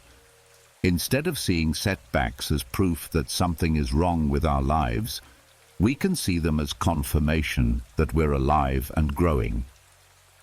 Instead of viewing obstacles as problems to be solved, we can see them as puzzles designed to develop our problem-solving abilities. Instead of experiencing failure as defeat, we can experience it as education. The alchemy of transformation. The process by which adversity becomes growth is like alchemy, the ancient practice of transforming base metals into gold. But this isn't magical thinking or naive optimism. It's a practical understanding of how human beings actually develop strength, resilience, and wisdom. Consider how this works in physical development. Muscles grow stronger only when they're challenged beyond their current capacity. The stress of resistance training creates tiny tears in muscle fibers, which then heal stronger than before. Without this stress, muscles remain weak. With too much stress too quickly, they break down. But with appropriate challenge, they become capable of handling greater loads. The same principle applies to emotional, mental, and spiritual development. Our capacity for handling stress increases only when we're appropriately challenged. Our emotional resilience develops only when we successfully navigate emotional difficulties. Our wisdom grows only when we encounter situations that require more wisdom than we currently possess. This doesn't mean we should seek out unnecessary hardship or be grateful for genuine suffering. It means we can learn to extract value from whatever hardships life naturally brings us, to use difficulties as opportunities for development rather than just enduring them passively. The 4 stages of adversity-driven growth. Understanding how adversity promotes growth helps us navigate difficult periods more skillfully. The process typically unfolds in 4 stages. Stage 1. Disruption. Every significant growth period begins with some form of disruption: the loss of a job, the end of a relationship, a health challenge, a financial setback, or any situation that disrupts our normal patterns and forces us to adapt. This disruption is initially uncomfortable because it challenges our existing ways of being and thinking. The natural response to disruption is often resistance. We want things to go back to the way they were, to return to our comfort zone, to make the difficulty go away. But this resistance prevents us from accessing the growth opportunities that disruption provides. Stage 2. Descent. When we can't immediately return to our previous state, we often experience a period of descent, confusion, discouragement, perhaps even despair. This is the dark night of the soul that spiritual traditions recognize as a necessary part of transformation. During this stage, our old ways of understanding ourselves and the world prove inadequate to our new circumstances. Our previous coping strategies don't work. Our familiar sources of meaning and identity are challenged. This can be profoundly disorienting, but it's also necessary. We must let go of what no longer serves us before we can develop something better. Stage 3. Exploration. As we accept that we can't go back to the way things were, we begin exploring new possibilities. We try different approaches, develop new skills, consider different perspectives, experiment with new ways of being. This stage requires courage because we're venturing into unknown territory without guarantees of success. This is where the Stoic virtues become essential guides. Wisdom helps us evaluate which new approaches might be most beneficial. Courage gives us the strength to try things that might not work. Justice keeps us connected to our values even as other things change. Temperance helps us avoid extremes as we experiment with new ways of living. Stage 4. Integration. Eventually, if we navigate the process skillfully, we reach a stage of integration where we've developed new capacities, new perspectives, new strengths that we didn't possess before the adversity began. We're not the same person who entered the difficulty. We're someone who has been transformed by it. This integration often brings a sense of gratitude for the very experience we initially resisted. We recognize that we couldn't have developed these new capacities without the challenge that forced us to grow. We see that the adversity was necessary for our development, even though it was painful. Learning from Stoic examples. The great Stoic philosophers provide powerful examples of this transformation process in action. Epictetus was born into slavery, experienced physical disability, and knew powerlessness intimately. Yet he used these experiences to develop a philosophy of freedom that has inspired millions. His understanding of what true freedom means, the freedom to choose our responses regardless of external circumstances, came directly from his experience of external bondage. Seneca experienced exile from Rome, the loss of his fortune, and eventually execution by a paranoid emperor. Yet he used these experiences to develop profound insights about the nature of wealth, the value of friendship, and the importance of living according to principle rather than external validation. Marcus Aurelius inherited enormous power, but also enormous responsibility during one of the most challenging periods in Roman history. He faced plague, war, betrayal, and personal loss while trying to govern justly. His meditations reveal someone who used these enormous pressures to develop remarkable wisdom about duty, acceptance, and the nature of human life. None of these men would have chosen their difficulties, but all of them used their difficulties to become more than they would have been without them. Their adversities became the raw materials for their wisdom, their challenges, the catalysts for their growth. Modern applications. This ancient wisdom has profound relevance for contemporary life. Every person faces setbacks, losses, failures, and disappointments. The question is not whether we'll encounter adversity, it's whether we'll use that adversity for growth or let it diminish us. Career setbacks can become opportunities to develop new skills, explore different paths, or clarify what truly matters to us. Relationship failures can teach us about communication, boundaries, and what we really need from partnership. Health challenges can motivate us to take better care of ourselves, to appreciate what we have, and to develop patience and acceptance. Financial difficulties can help us distinguish between wants and needs, develop resourcefulness, and build resilience. The key is developing what psychologists call a growth mindset, the belief that our abilities and understanding can be developed through effort and learning. This mindset allows us to see challenges as opportunities rather than threats, failures as learning experiences rather than defeats. The practice of obstacle as path. The Stoics developed specific practices for transforming obstacles into opportunities. Reframing. Instead of asking, "Why is this happening to me?" learn to ask, "How can this help me grow?" Instead of, "This is terrible," try, "This is difficult, and difficulty is how strength is built." Virtue. Focus. In any challenging situation, ask which virtues this circumstance is calling you to develop. Is it an opportunity to practice courage, patience, compassion, perseverance? When you focus on the character development opportunity, the external difficulty becomes secondary. Benefit finding. Look actively for ways the current challenge might benefit you in the long run. What skills might you develop?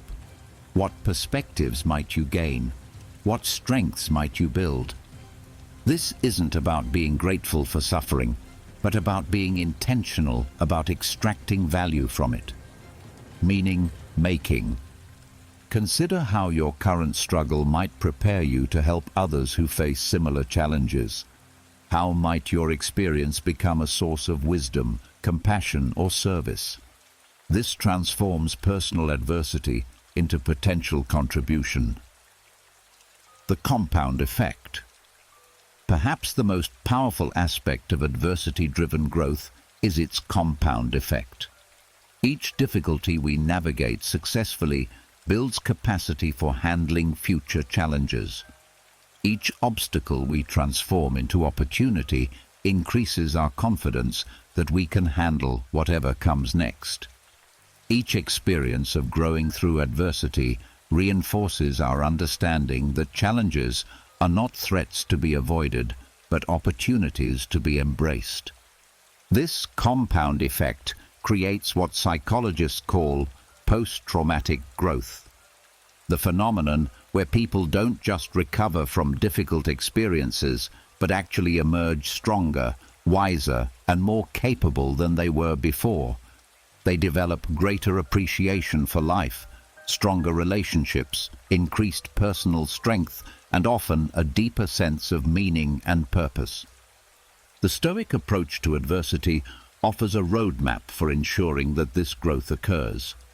By maintaining focus on virtue, by accepting what we cannot control while taking action on what we can, by looking for opportunities to practice wisdom, courage, justice, and temperance in every situation, we ensure that no experience is wasted, no challenge is merely endured, no obstacle fails to contribute to our development. This is the great promise of the Stoic path. Not that life will be easy, but that every difficulty can be transformed into strength, every challenge into wisdom, every setback into a setup for greater growth.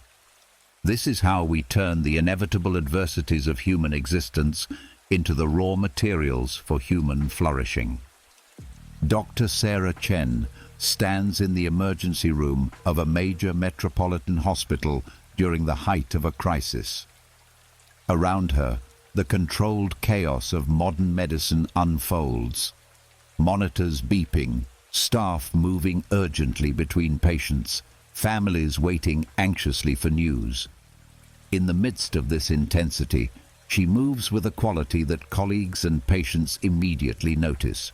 A profound calm that seems unshakable, a steadiness that provides reassurance even in the most stressful moments. This calm didn't come naturally to Sarah. Early in her career, she was as reactive as anyone to the pressures of emergency medicine. But over years of practice, both medical and philosophical, she developed what she now recognizes as a Stoic approach to high-stress situations. She learned to distinguish between what she could control, her skills, her attention, her responses, and what she couldn't, patient outcomes, family reactions, system failures. This distinction allowed her to channel all her energy into being the best physician possible while remaining emotionally stable regardless of external chaos. Patients and families sense this stability and are drawn to it. In a world where emotional reactivity seems to be the norm, her calm presence becomes a beacon of possibility, proof that it's possible to remain centered even in the storm. This is what unshakable calm looks like in practice. Not the absence of challenge or the avoidance of intensity, but the capacity to remain steady and present regardless of external circumstances. In our hyper-connected, always-on, perpetually stimulated world, the ability to maintain inner calm has become both more rare and more valuable than ever before. We're bombarded with information, pulled in multiple directions by competing demands, and constantly triggered by news, social media, and the emotional states of those around us. The default state for many people has become a kind of low-level anxiety, punctuated by moments of acute stress. But the ancient Stoics, living in their own turbulent times, discovered principles and practices that can help us maintain equilibrium even in the most chaotic circumstances. They understood that external calm is not necessary for inner calm, that peace of mind is not dependent on peaceful circumstances, that we can be still in the center of any storm. Understanding true calm. The calm that Stoicism offers is not the calm of withdrawal or avoidance. It's not about becoming emotionally numb or intellectually detached from the world around us. True Stoic calm is actually a form of engaged presence, the ability to be fully present to whatever is happening without being overwhelmed by it. This calm has several key characteristics. Emotional regulation, the ability to experience emotions without being controlled by them. You can feel anger without becoming aggressive, experience fear without becoming paralyzed, feel sadness without becoming depressed. Emotions arise and pass through your awareness like weather patterns, noticed, acknowledged, but not necessarily acted upon. Mental clarity. When you're not caught up in emotional reactivity, your thinking becomes clearer. You can assess situations more accurately, make better decisions, and respond more effectively to challenges. Your mental energy isn't depleted by internal drama, so it's available for productive thought and action. Physical relaxation. The body follows the mind. When your mind is calm, your body naturally relaxes. Tension that you might not even have realized you were carrying begins to release. Your breathing deepens, your muscles soften, your nervous system shifts from fight or flight mode to rest and digest mode. Responsive rather than reactive. Perhaps most importantly, calm gives you choice in how you respond to situations. Instead of being triggered into automatic reactions, you can pause, consider your options, and choose responses that align with your values and serve your long-term interests. The science of Stoic calm. Modern neuroscience has validated many of the insights that the Stoics intuited about emotional regulation and mental stability.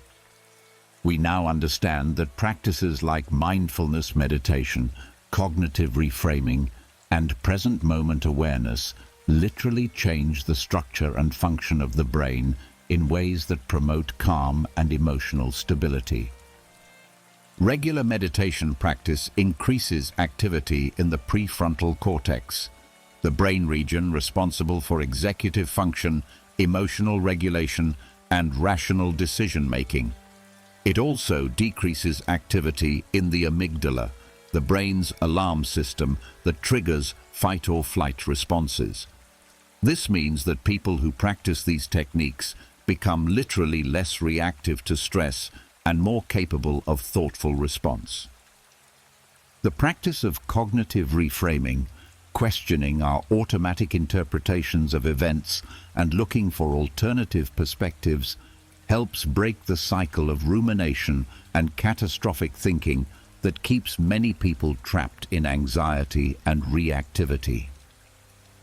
When we learn to see situations from multiple angles, we become less likely to get stuck in single narratives that cause suffering. Present moment awareness practices help interrupt the mental time travel that creates much of our emotional disturbance. When we're fully present to what's actually happening right now, rather than lost in regrets about the past or anxieties about the future, we often find that the present moment is actually manageable, even when it's difficult. Building unshakable calm. Daily practices. The development of unshakable calm is not a one-time achievement, but an ongoing practice. Like physical fitness, emotional and mental stability must be maintained through regular exercise. The Stoics developed numerous practices for building and maintaining this capacity. Morning preparation. Each day begins with mental preparation for the challenges ahead. This might involve meditation, reading philosophical texts, or simply setting intentions for how you want to respond to difficulties. The goal is to establish your inner stability before the day's stresses begin. Marcus Aurelius would remind himself each morning that he would encounter difficult people and challenging situations, but he would prepare himself to meet them with patience, understanding, and virtue. This mental preparation helped him maintain his equilibrium even under enormous pressure. The pause practice. Throughout the day, regular pauses help maintain calm in the face of triggers. When you notice yourself becoming reactive, take a breath before responding. This simple practice creates space between stimulus and response, allowing your prefrontal cortex to come online and enabling you to choose your response rather than react automatically. Perspective taking. When faced with stressful situations, practice seeing them from a broader perspective. How will this matter in a year, in 10 years, from the perspective of the cosmos? This practice, which the Stoics called the view from above, helps prevent minor irritations from becoming major disturbances. Evening reflection. End each day with honest reflection on what went well and what could have been handled better.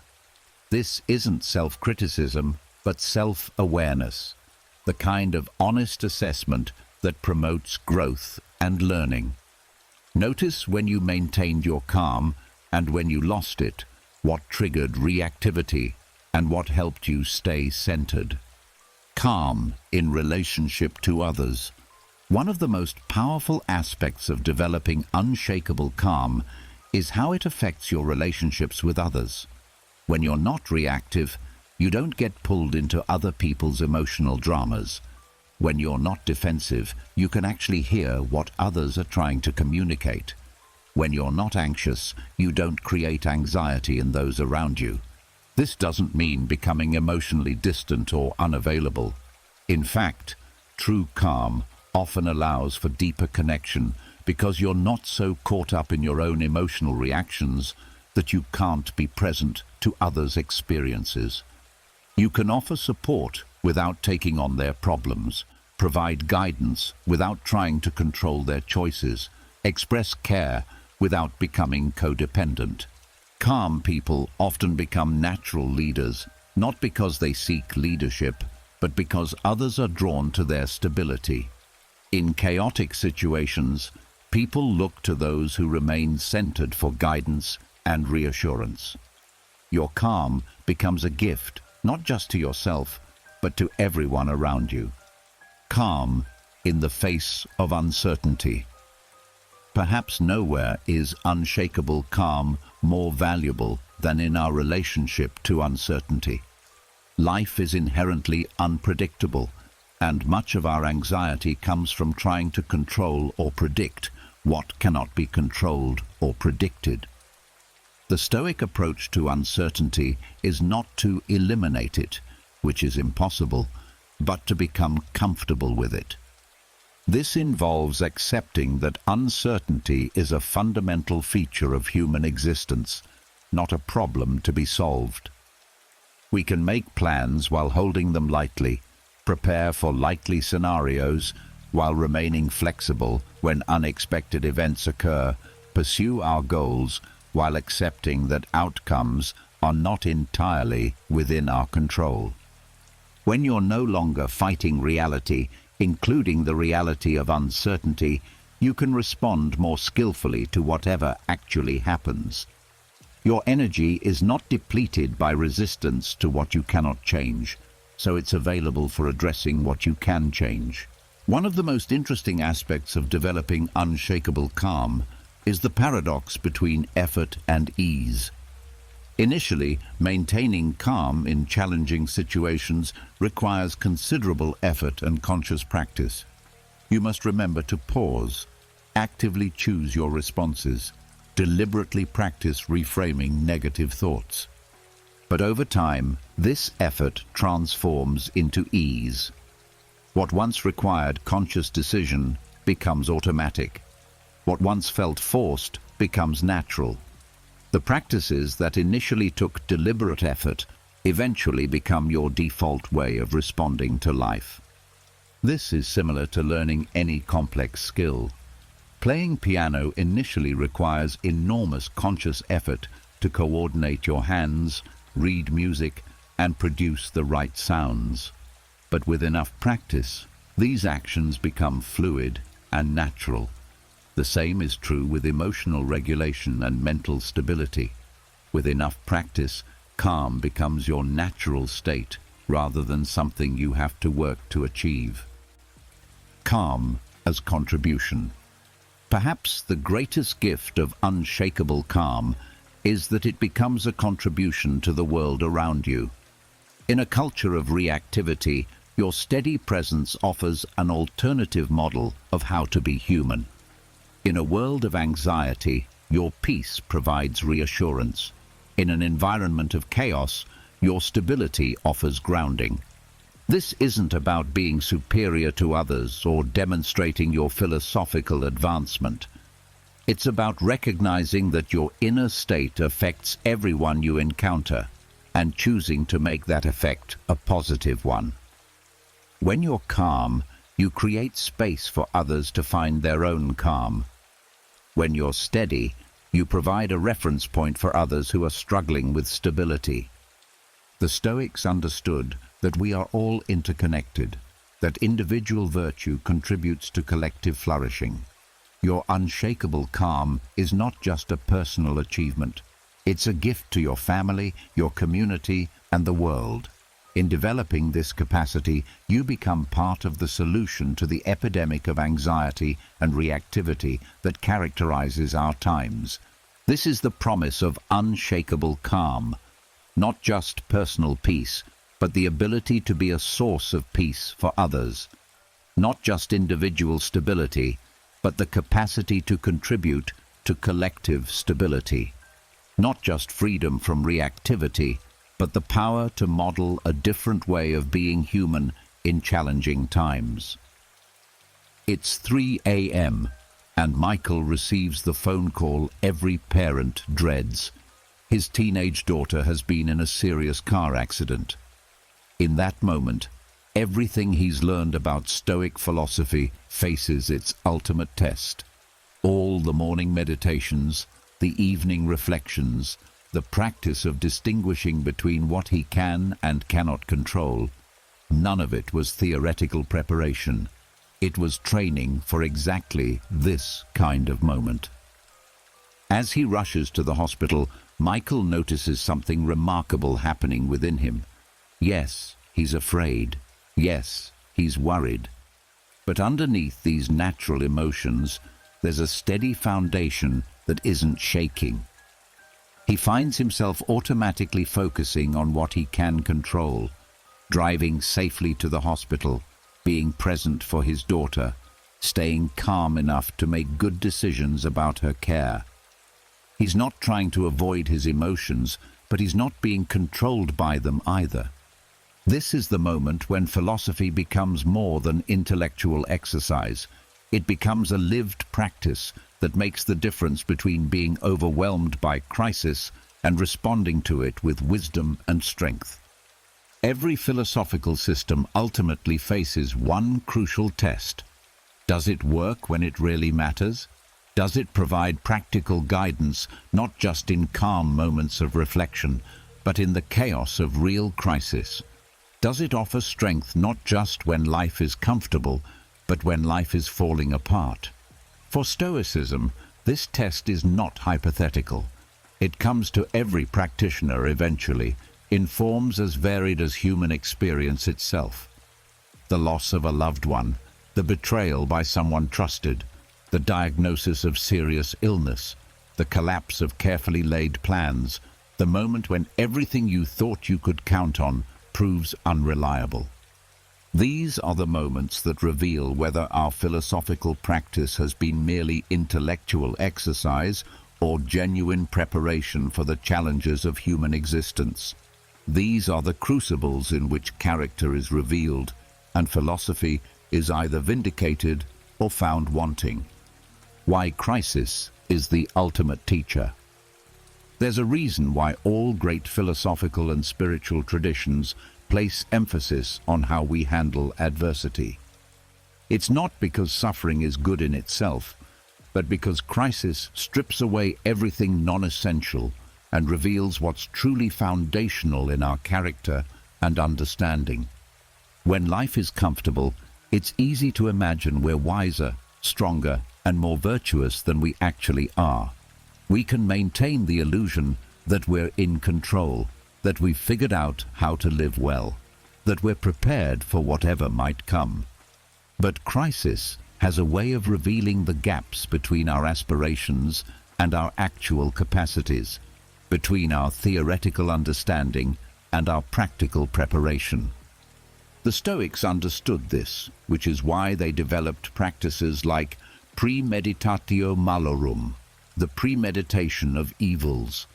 This wasn't pessimistic thinking or morbid dwelling on worst-case scenarios. It was recognition that challenges are inevitable and that preparation for difficulty is not optional but essential. Marcus Aurelius, writing in his journal during plague and war, reminded himself, "Remember that very little disturbs the balance of the mind.